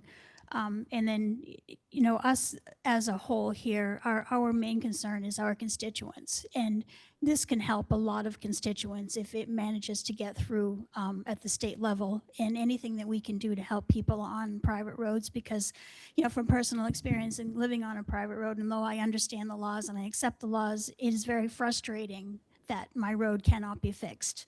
So I am 100% support of this. Councilor Memard. I would also join in with my fellow councilors in saying that this adds a helpful tool to the options that our private road abutters have, and for the city to cooperate and collaborate with them. I know our DPW director has been very resourceful and has excellent relationships with a number of the public utilities that service Gloucester, so that he has been able to arrange for partial paving of some private roads on the dime of National Grid or whatever, electrical, gas, other utilities. But again, that's been a partial addressing of a terrible situation, but only as a consequence of having utility work done, which doesn't happen very often. So I think this, again, is a helpful tool. It doesn't solve the problem. It doesn't provide funding, but it allows us to follow up on the steps that were taken by the private road working group 3 years ago to begin to prioritize and give us more options, which is very helpful, and that's what we need. Thank you. Thank you. Councilor Nolan. I agree with the council, and this is something that's a tool. It's to help out. We've had a lot of complaints at, like, say, Brightside Ave, where they were in a tough situation. It's a very highly traveled road, and there wasn't a lot of legal means to help them out. It worked. I will say that the betterment process is unbelievable. It's very fair. I've worked on a lot of betterments over my 10 years. Councilor Memhard is too, and Councilor Gelman, Councilor Gross. I've worked on betterments with Councilor Gross. I've worked on with Councilor Worthley. They all turn out great. When they first start, people are angry and they don't understand what's going on. I had one person that we did a betterment where they were billed twice because they were on a corner lot. They were told by their realtor when they asked, is this a public street? And the realtor had said, well, the city plows it. And so they took it as public street. In all my time as a counselor, I'd only had one realtor that ever asked me questions whether something was a public road or not, and that was Greg. He'd just double confirm with me, is this a public road, or is this something that's going to happen that I need to let my buyers know to beware? So I have to give him props on honesty to his buyers. People aren't told that all the time. In such, when the project's ready and people find out what it actually costs, it's not that bad. We have one road right now that's a continuation of a public road. So it's a public road to a public road, and that's Hesperus Ave. And it's a short section that was bettered. And we're going to be accepting that, I believe, as a public way with 100% agreement of the abutters. And so a betterment can end up being a public way. There is a process for this, but you need to make sure the road is acceptable to the city for it to happen. So that's the best choice of getting things done. What we have in front of us tonight is a tool to help us, whether we have a bad rainstorm or a mudslide, anything like that. It makes a big difference. So I'll be supporting this tonight. Thank you. Councilor Gilman. So in my 8 years as a ward counselor, the first thing I would do when someone called to talk about this is I would send them our tools. And our tools, we have a toolkit.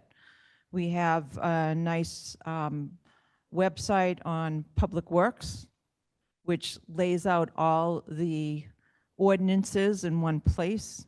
It gives a history of this law. It lists out all the private and public roads. And I would first always ask, I would send my constituents that information. And I really think we all need to work harder on that, because right now, a lot of people are thinking that this is just wrong and it's not fair. And I think my experience has always been, when you educate people on the law and the ordinances and give them the tools, we all work, you, Scott, Sean, and I worked on that, and we had great help from Rose Piccolo and also from Mike Hale as a proofreader, and that's been really helpful. We also have a really good presentation from Adrian Nunes, remember, maybe 3 years ago, came and talked to us on chapter 90, but talked a lot about this as well. We've got sets of minutes from Mike Hale coming to our meetings, and I really think we can package all this and really begin to re-educate everybody in what this is, because if we don't do that, they're going to continue to be frustrated, because it is frustrating. But we can only do what we can do, and I am going to support what Mayor Verga is suggesting, because I think that it's very worthwhile to be heading in this direction. So thank you. Thank you. Anyone else? Councilor Worthley. Thank you. I'll be supporting this.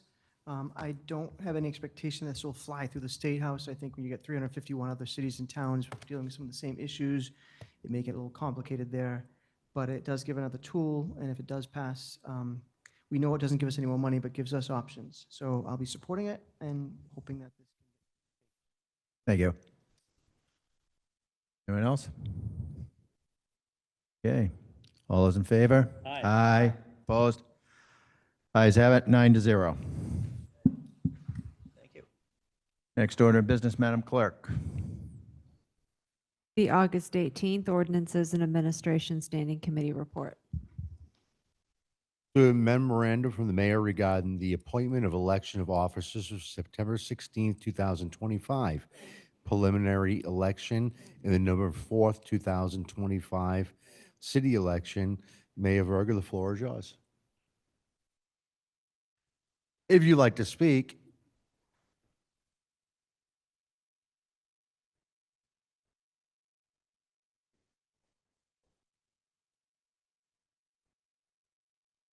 I got the list from Grace, looked okay to me, so I sent it to you guys, so here we are.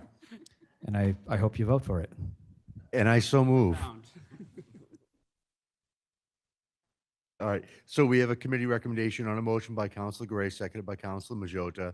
The Ordinance Administration Committee voted by roll call, 3 in favor, 0 opposed, to recommend in accordance with MGL Chapter 54, Section 11 and 11B, the City Council confirms the appointment of elected officers and recommend in the memo from Mayor Verga to the City Council dated August 6, 2025, and I so move. Second. Motion made by Councilor Nolan, seconded by Councilor Majota. Discussion. All those in favor? Aye. Aye. Ayes have it, 9-0. Planning and Development. Next order of business, Madam Clerk. The August 20th Planning and Development Standing Committee report. Thank you. I'll make this quick. We had 4 items to discuss. None of them require council action tonight, but I do want to quickly go over them. We had a memorandum from the Planning Board regarding the initiation of an amendment to the Gloucester zoning ordinance to repeal Section 5.16, the Village Development Overlay District. That's going to have a public hearing on September 9th. Greg Cadamatore will be there to explain it. It's an ordinance that was assembled probably about 20 years ago, has never really been utilized, and is actually has problematic language in it. So the decision by the Planning Board was to say, let's strike it. We have other methods to deal with this. The second one was a memorandum from me regarding discussion on poll petitions. Poll petitions are handled at Planning and Development. They don't come to the council. But one of the things that we talked about was the need to make sure that if we have conditions that we would like to place on poll petitions, and any member of the council can ask for us to put one on, that they be done during the process of the public hearing and not after the fact, because after the fact causes issues that create a confusion as to what is actually being permitted and what's not being permitted. So if you have issues with a particular poll petition, timing, whatever the scope of the work is, let P&D know, and we can we can finesse the conditions so that those are incorporated into the decision, not done after the fact. We did handle a petition for it's actually not a pole, but it's an underground connection across Prospect Street that will probably be taking place in anywhere from, I think they said, from 12 to 16 weeks. It'll take a couple of days. There'll be traffic. Yeah, it's before November, but before the November 15th deadline, which is the thing. And then finally, we did a special event application. I always like to let people know about this. Request for street closures for the Mother of Grace Club ceremony procession on Sunday, September 7th, 2025. They will have a procession. It's going to be 9:30 to 1:30, I believe. And they will have a procession through downtown that will be an ongoing procession. So, it'll be police will escort them through the streets, and then Washington Street will be closed for a couple of hours. The only thing we ask that they do is that they make sure that all the businesses and neighbors locally to the Mother of Grace Club were notified of the closure of Washington Street because it's such a main thoroughfare. And that is it.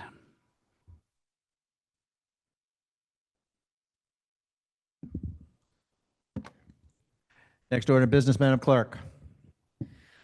Public hearing 2025, number 41, special counsel permit 2025, number 7, the application of Dale Avenue LLC for the conversion of a mixed-use building to a 4-family residential use with a separate office building and garage in accordance with GZO sections 1.8.3, standard to be applied, 2.3.1, residential uses, subsection 7, conversion to or new multifamily or apartment dwelling, 4 to 6 dwelling units, 3.2.2, dimensional requirements for multifamily dwellings and their accessory uses other than signs, footnote A, regarding minimum lot area / open space per dwelling unit, footnote E, regarding distance between principal buildings, and 3.1.6B, building heights in excess of 35 feet at Dale Avenue, number 23, map 14, lot 25 in the R5 district.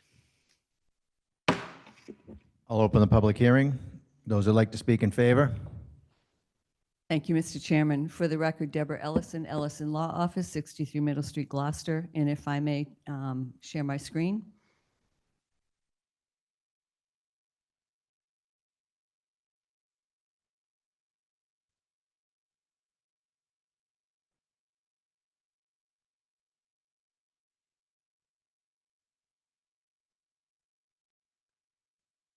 The applicant tonight is Dale Avenue LLC. James McSweeney is here with me this evening.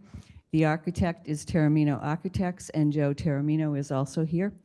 The property is located at 23 Dale Avenue.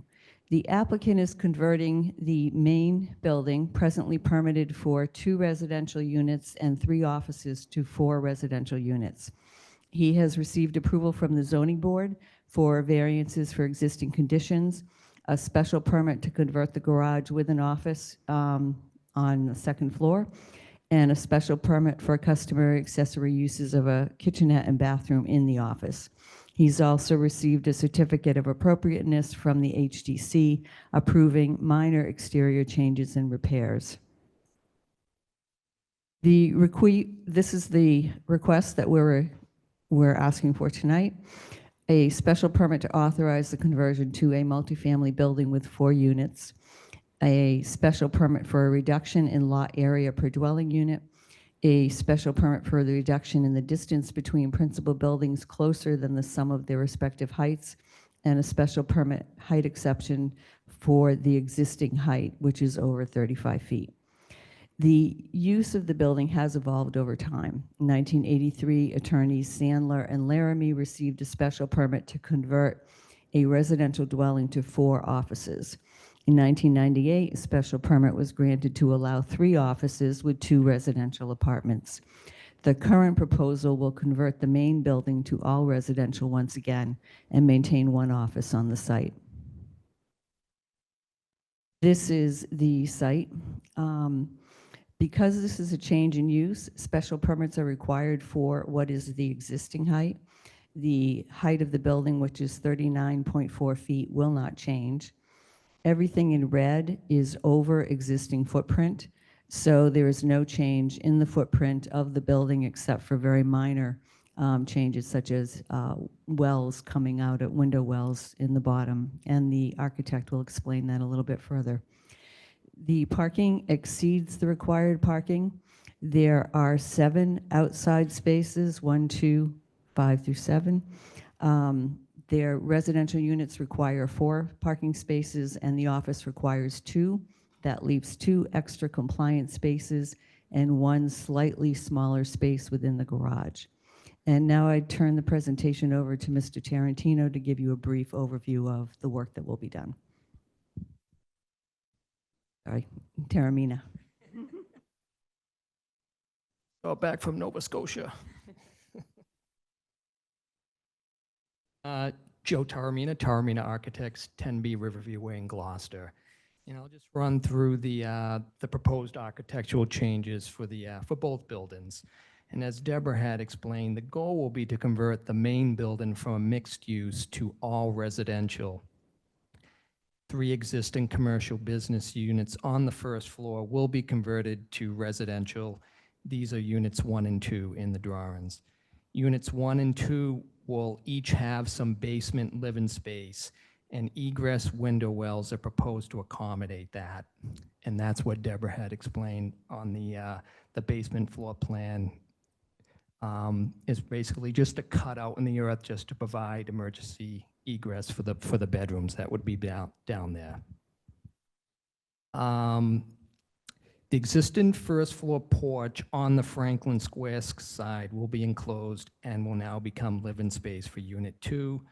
The 2 existing residential units on floors 2 and 3 will also be renovated, and they are Units 3 and 4. Both Units 3 and 4 will each receive some exterior deck space at the second floor level, and these will be above existing porch roofs. They're existing flat roofs, and we will apply some decking material to create some exterior space for those 2 units.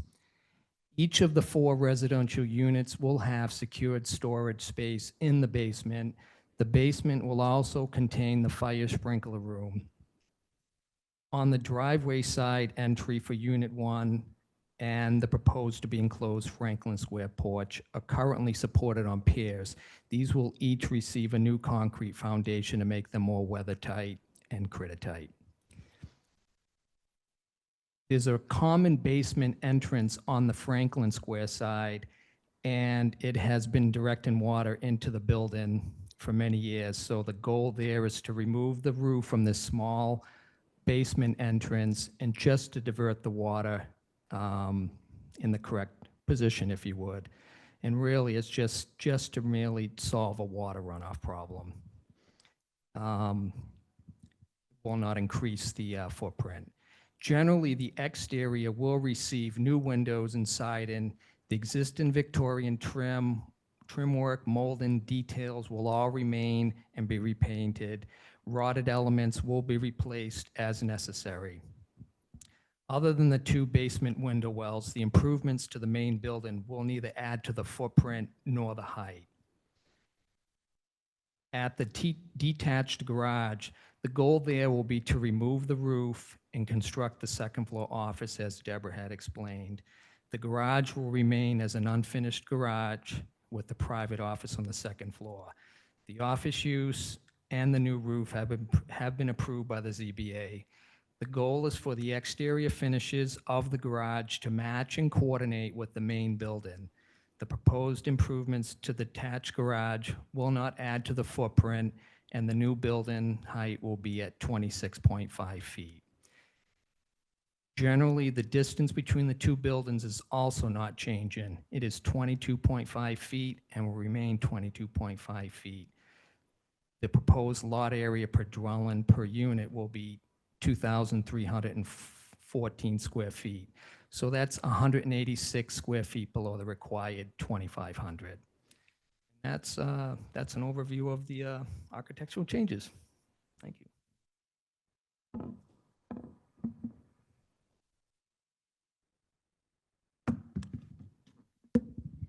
And now I will just go through the legal standards. Before I do, the applicant sent out letters to all of the legal abutters, And he received one written letter of support from Dr. Michael Powers, who owns both 18 and 26 Dale Avenue. He's also received verbal support from several other neighbors, and he has continued to have open discussions with all of the neighbors regarding the project. I would suggest to you that this meets the GZO 1.8.3 criteria. The proposed change of the main building to a fully residential use is in harmony with the intent and purpose of the GZO. It converts the main building to fully residential. Only minimal changes to the exterior of the main building, and it has also, all those changes have been approved by the Historic District Commission. The interior will be remodeled, providing 2 additional units and significant updates to the existing units.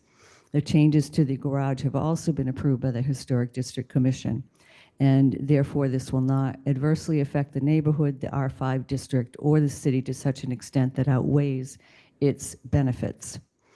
Social, economic, and community needs will be served by the change in use from residential to an office use with 4 residential units. The main building will remove the offices and become all residential. It will add badly needed housing to the downtown area. Converting the garage to an office unit retains the mixed-use nature of the property. The structures have not been updated for many, many years, and this will improve the site and this part of the neighborhood. Traffic flow and safety will be negligibly impacted, more than the required conforming on-site parking to meet residential and office requirements. The removal of the 2 offices will lessen traffic coming to and from the site. Since there will now be only 1 private office, there will not be any members of the public coming to the site. The adequacy of public utilities and other public services will not be negatively affected, adequately served by city water and sewer. There's no substantial increased demands on utilities from 2 additional residential units, and all utilities will be updated as necessary. The proposed office use is consistent with the neighborhood character and social structure. This neighborhood is predominantly mixed commercial residential properties. Many are office and resident combinations. There are many large 3-story buildings in the neighborhood, and the height of the existing building at 39.4 feet will not change. The qualities of the natural environment will not be negatively affected. The footprints of the building and the impervious area will not be substantially altered. There are no wetlands or other conservation resource areas. Open space for the lot for residential units is compliant, and the lot area is just slightly under the required 2,500 square feet. It's more compliant than many other lots in the neighborhood. The potential fiscal impact will be positive. The upgrades and improvements made to the property will likely increase the value of the property and will modestly add to the real estate taxes assessed on the property.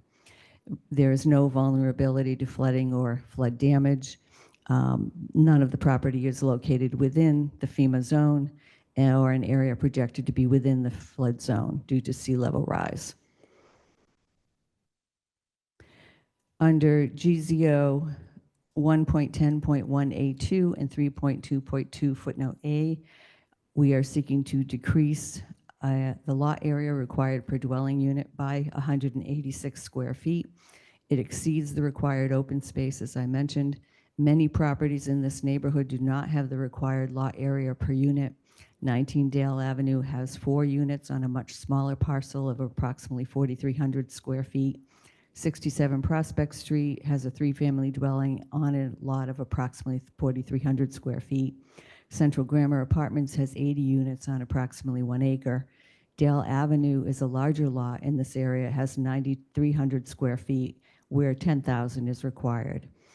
It's not more densely settled than any of the other properties in the neighborhood, and the surrounding neighborhood, as we know, acts as the greater backyard for the city properties. Building is a short walk from downtown and other services and restaurants, as well as from the harbor. With regard to a reduction in the distance between the main house and the garage, this is an existing condition. It's based on the height of each building. The distance required is 65.9 feet. The existing distance is 22.5 feet, leaving a difference of 43.4 feet. It's not detrimental because the distance between the 2 buildings is not changing. The main building was constructed over 100 years ago, and both buildings are remaining on their existing footprints. The garage is as far away from the principal building as it can be.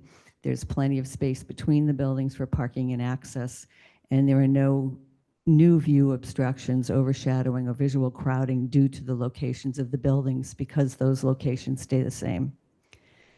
And lastly, with regard to height, we are seeking a special permit to allow 39.4 feet, which will not change. The main building, as I said, is over 100 years old. There are no new view obstructions, overshadowing, impairment of utilities, or other adverse impacts.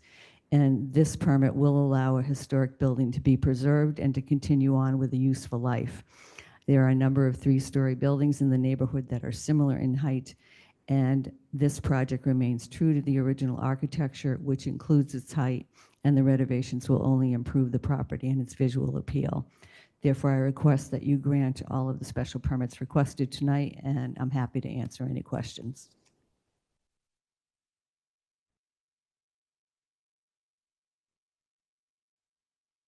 Thank you.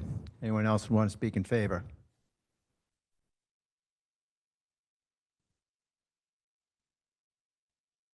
Nope. No hands.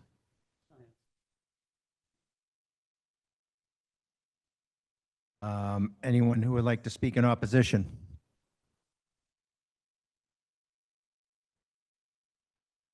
we have any communications, Madam Clerk? No. Questions from the counselors to the applicant?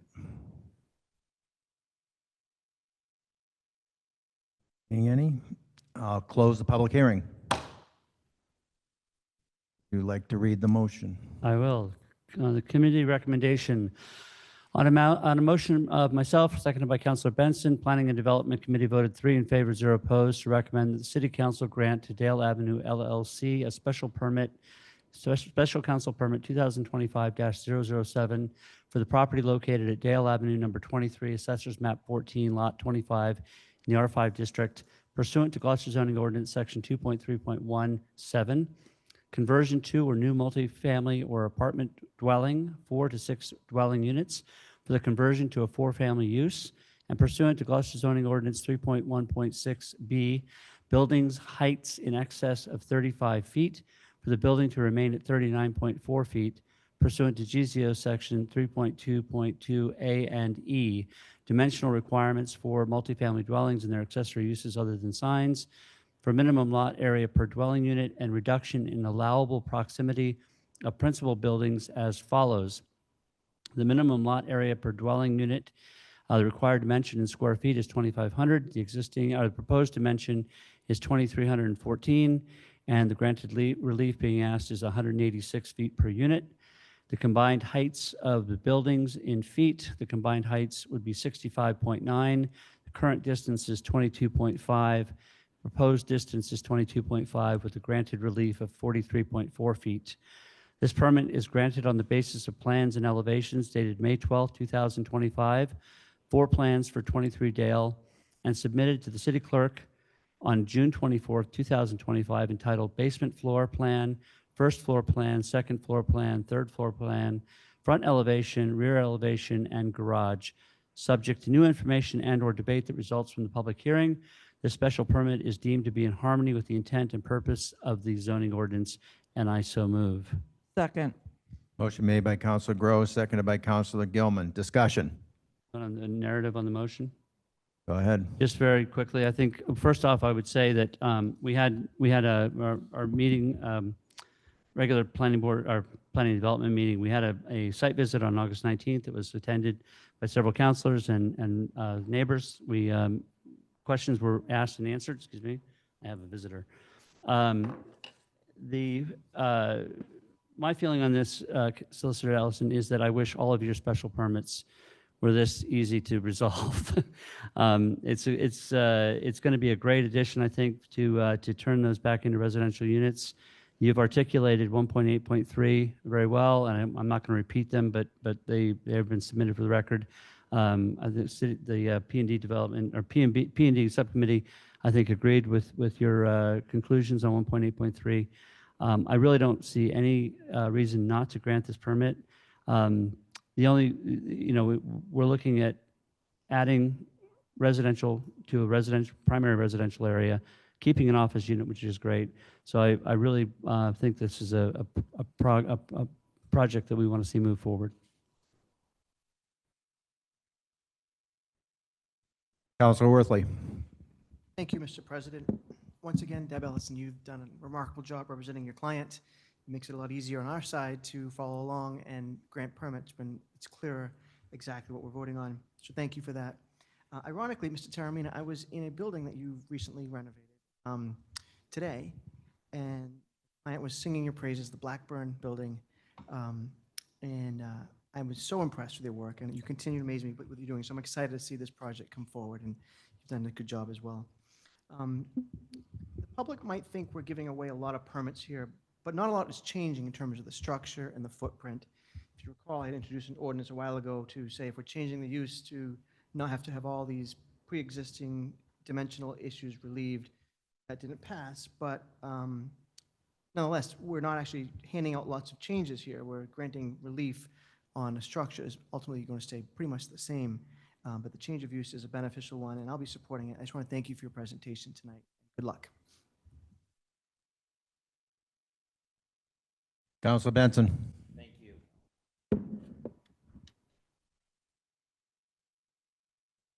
you. So thank you. And thank you. Anyway, I will be supporting this.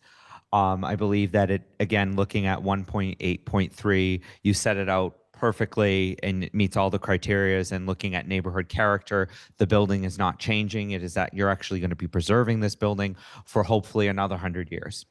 And I really appreciate our conversation offline about continuing to bring the neighborhood in as this project goes forward. I really appreciate that, and I will be, in any way I can help, communicate as construction is happening. And I know this is not part of the commitment here, but as we talk about the economic impacts and commitment to hiring local people to do this project, I think that really helps along the way when we do these types of projects, is supporting people locally.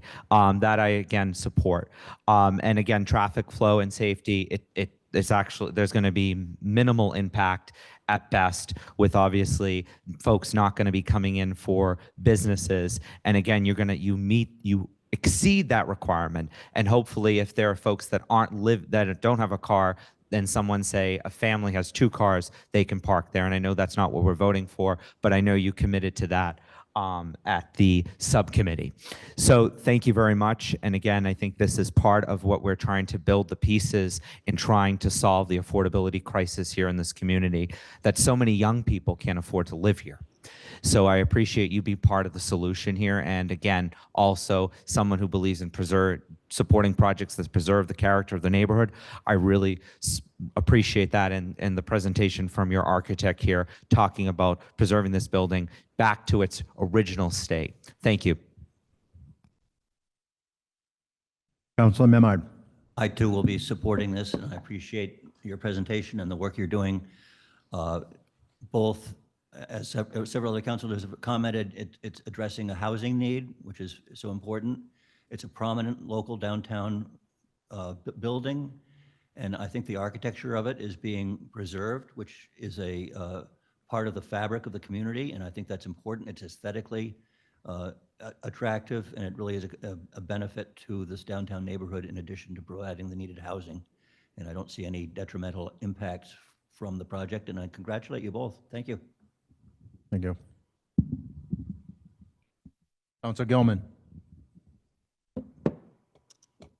I'd like to piggyback on what Councilor Groh said. This has been a stellar process, and that's a tribute to the 3 of you. So thank you for your professionalism and your due diligence. So I'm going to be supporting this. I think that it's in terms of 1.8.3, I just would emphasize the social and economic community needs.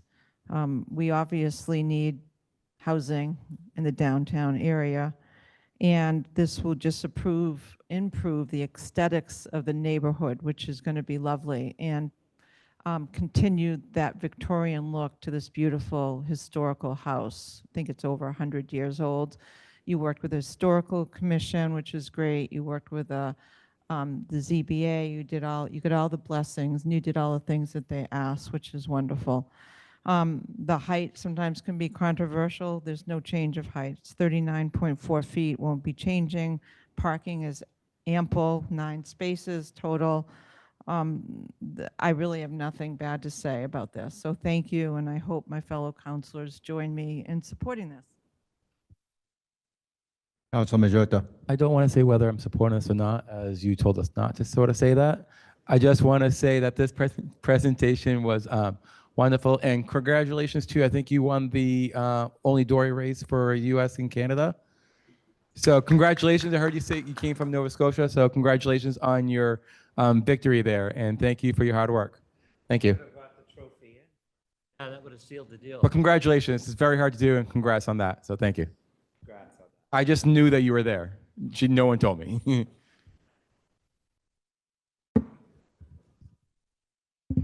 Councilor Grace. Yeah, I think, thank you for your putting this project forward and making the process so much easier than some of the ones in the past. It's always, I love architecture, and I love to see when something beautiful of our history is preserved, and this is definitely going to be doing that and enhance the neighborhood. I know it doesn't click into the inclusionary housing, but perhaps by way of legacy, you might consider doing it anyway. Thank you. Okay, this will be by roll call. Councilor Majota. Aye. Councilor Memhard. Aye. Councilor Worthley. Aye. Councilor Benson. Aye. Councilor Gilman. Aye. Councilor Grace. Aye. Councilor Gross. Aye. Councilor Grow. Aye. The vote is 8 in favor, 0 opposed, 1 absent. The motion passes.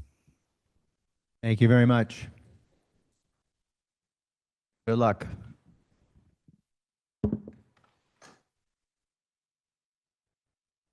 Next order of business, Madam Clerk. For council vote, the warrant for the September 16th, 2025 municipal preliminary election.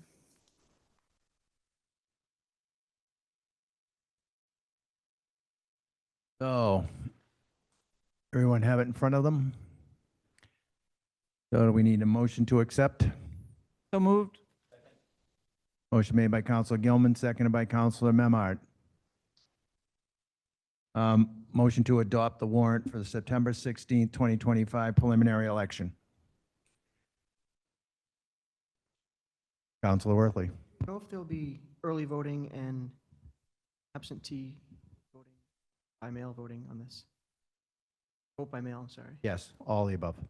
There will not be early voting. Oh, there will not be early voting? No. Okay. But there will be vote by mail, and absentee voting is always available for every election. Okay. All those in favor? Aye. Opposed? Ayes have it, 8-0, 1 absent. Next order of business, Madam Clerk. Councilors' request to the mayor. Councilor Majota. I'm asking if the DPW can look at 81 Denison Street area to see if there's a way to, it's a blind turn, to see if we can put up a mirror potentially, or a sign that says caution driveway. And that is all I have. Thank you. Thank you. Councilor Memhard. Last meeting, I made a request at this moment to the mayor regarding the landscaping and maintenance and eyesore of the National Grid Rogers Street substation facility across the way from us here. I wish all things in city government happened this promptly and quickly and well. Thank you, Mayor Verga. Thank you, Joe Morocco, yes, who's the facilities manager for National Grid, responsible for this site. Last Tuesday, they were out there with a landscaping crew clearing the sidewalk of all the weeds and debris, and then they continued inside to do extensive landscaping, overbrush that grown within the fence and around the property, and it looks great right now. It's a real.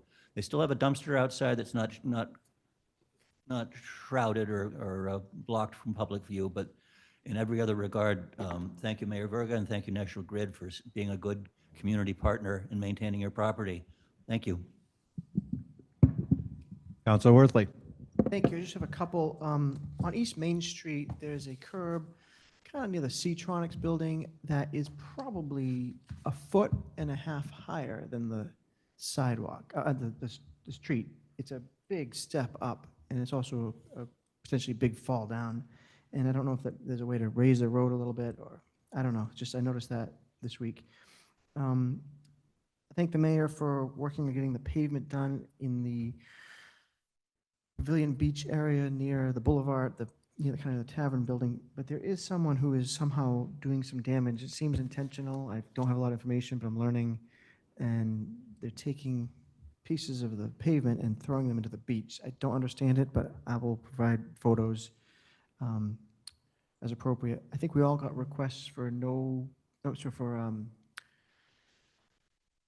dogs allowed on Pavilion Beach signs. I don't know if they've gone up yet. Just want to put the request in again. But that dogs are allowed on Crab Beach. So maybe we can put something there that says that. When we meet next, we'll have started school already. So I just hope everyone knows to slow down. People sometimes forget that kids don't always obey all of the crosswalk rules and bus things. So just be super aware. And good luck to everybody in their first day of school. Thank you. Councilor Benson. Did I scare you there? I usually don't scare people, but okay. Anyway, no, I want to first thank Councilor Memhard for bringing that forward, that concern, and being so adamant about it, and to National Grid for finally doing it. You know, unlike a lot of things, they actually came through. With that being said, I want to speak about a couple things that I've spoken to, and just to remind folks, as we've talked about these motorized bicycles, I got a couple calls this past weekend. I'm not sure their age, but a senior called me and said that they were on the boulevard and they were on the sidewalk. To remind folks that under our ordinances, we generally prohibit all types of bicycles on sidewalks, and under Mass General Law, no child under the age of 16 should be using one of these motorized bicycles. So it's actually prohibited, and under it says here, motorized bicycles shall not be operated upon any way as defined in Section 1 within the Commonwealth by any person under 16 years old. So I really, and I'm not going to, but for parents, just know that. And beyond that, just as continuing to express concerns, and hopefully all here, is the fort is dealing with a lot of parking issues, and people from the Beauport are continuing to park in front of people's houses. The Beauport has promised, me personally, has promised, other councilors here has promised, previous councilors, enough. The fort, they don't have parking off street. Like, the Beauport employees, we support the Beauport. I support the Beauport. It is one of the best assets of this community. But they really need to figure out a way to have their employees not park in front of people's houses that don't have driveways. They're a very unique neighborhood. And I've been getting calls upon calls, emails. We're going to try to figure out some ways, creative ways to solve this problem. This has been a problem before me, and hopefully we can solve this in the near future. And I know everyone up here has been committed and expressed, and I know Councilor Grace, who represents parts of the fort as well, and Beach Court, we've gone down there, we've talked to these folks, well aware, and I commend you for your support on that, and everyone here, including the council president, Council Worthley, and everyone else up here has been committed to this. So with that being said, that's all I have. I just wanted to speak to that concern that I've been hearing from a lot of residents down there. Thank you. Councilor Gilman. First of all, happy birthday to Marjorie Grace on Saturday, past Saturday. I think she turned 21 this year. There you go. And I also wanted to remind people to participate in the Parade of Sails on Sunday, the Schooner Festival. It's my favorite event of the year. I love it. And 10 o'clock, go watch your schooners. It's just beautiful. And I will mention that my husband is crewing on one of the boats this year, so root for the bald eagle if you see it. It's a small schooner. It's beautiful. And finally, I would just like to say thank you once again to Public Works. I've been to the recycling center a couple of times in the last week. I also want to just acknowledge that now the Public Works team is really giving feedback to people when they're throwing things out, reminding them not to throw out greasy tops of pizza, and they're getting consultation, which is great. I think that will just help us be better recyclers going forward. So that's it. Thank you. Councilor Grace. Yes, just by way of asking for a public service announcement to kind of be put out to the public in regard to lithium batteries. In the process of purging my home to hopefully do a conversion to a two-family to provide housing for the offspring. And I came across a couple of old cell phones and a laptop that the batteries had started to expand and the metal was buckling, which is extremely dangerous and can explode. They're very volatile. We don't currently, I believe, have any place in the city of Gloucester to get rid of them, but Staples has a drop-off site that you can just bring them up there and drop them and they will dispose of them properly. But I just think it's important because these things get kind of shoved in boxes or whatever and forgotten about, and they can be extremely dangerous. And I just want to give just a food for thought to the public in general about mudslinging on social media. It really does not shed a very good light on us as a community when we spend a lot of time being cruel to each other on social media. So it is my hope that people will learn a little bit more kindness, because I think it's important. And we live in a wonderful, beautiful community, and to put ugliness out on social media is a big scar that's never going to go away. What's out there is forever. And I would like to say thank you to the Rose Baker Senior Center. This is our last day in our summer home. Thank you for being such wonderful hosts. Councilor Grow. Also, we should a little congratulations for your upcoming celebration this next Sunday. I'm already submitted all my requests to the mayor's office. One is the repainting of the Pride crosswalk around City Hall that got short shrift over the year because of the construction. And secondly, bringing up Dr. Osmond Babson Road again, the road that is not a road. There have been concerns about public safety along that, especially for kids walking, and we've asked the administration to look into possible ways of creating a pedestrian way that separates them from the cars on the driveway there. So hopefully that'll come to fruition. That's all I've got. I do have one announcement, a little cheeky here, but September 14th is the Thrift of Fashion runway show at the Cut for the benefit the Open Door and Second Glance. That's an amazing show. If you can get tickets, you want to go, you got to go because it's terrific. Thank you. And also, I'd like to remind councilors, September is Hunger Awareness Month. Break out your orange T-shirts. If you don't have one, look for it soon so we can try to get you one. I don't know what the availability is now. Whenever our first meeting in September is, September 9th. September's Hunger Awareness Month. So.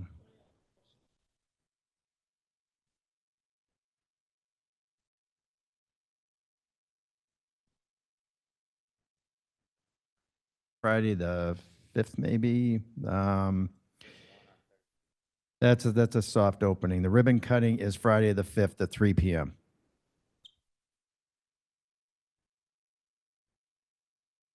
All right, motion to adjourn. Motion. Do we have a second? Motion made by Councilor Grow, seconded by Councilor Worthley. All those in favor? Aye. Opposed? Ayes have it. 8-0, 1 absent.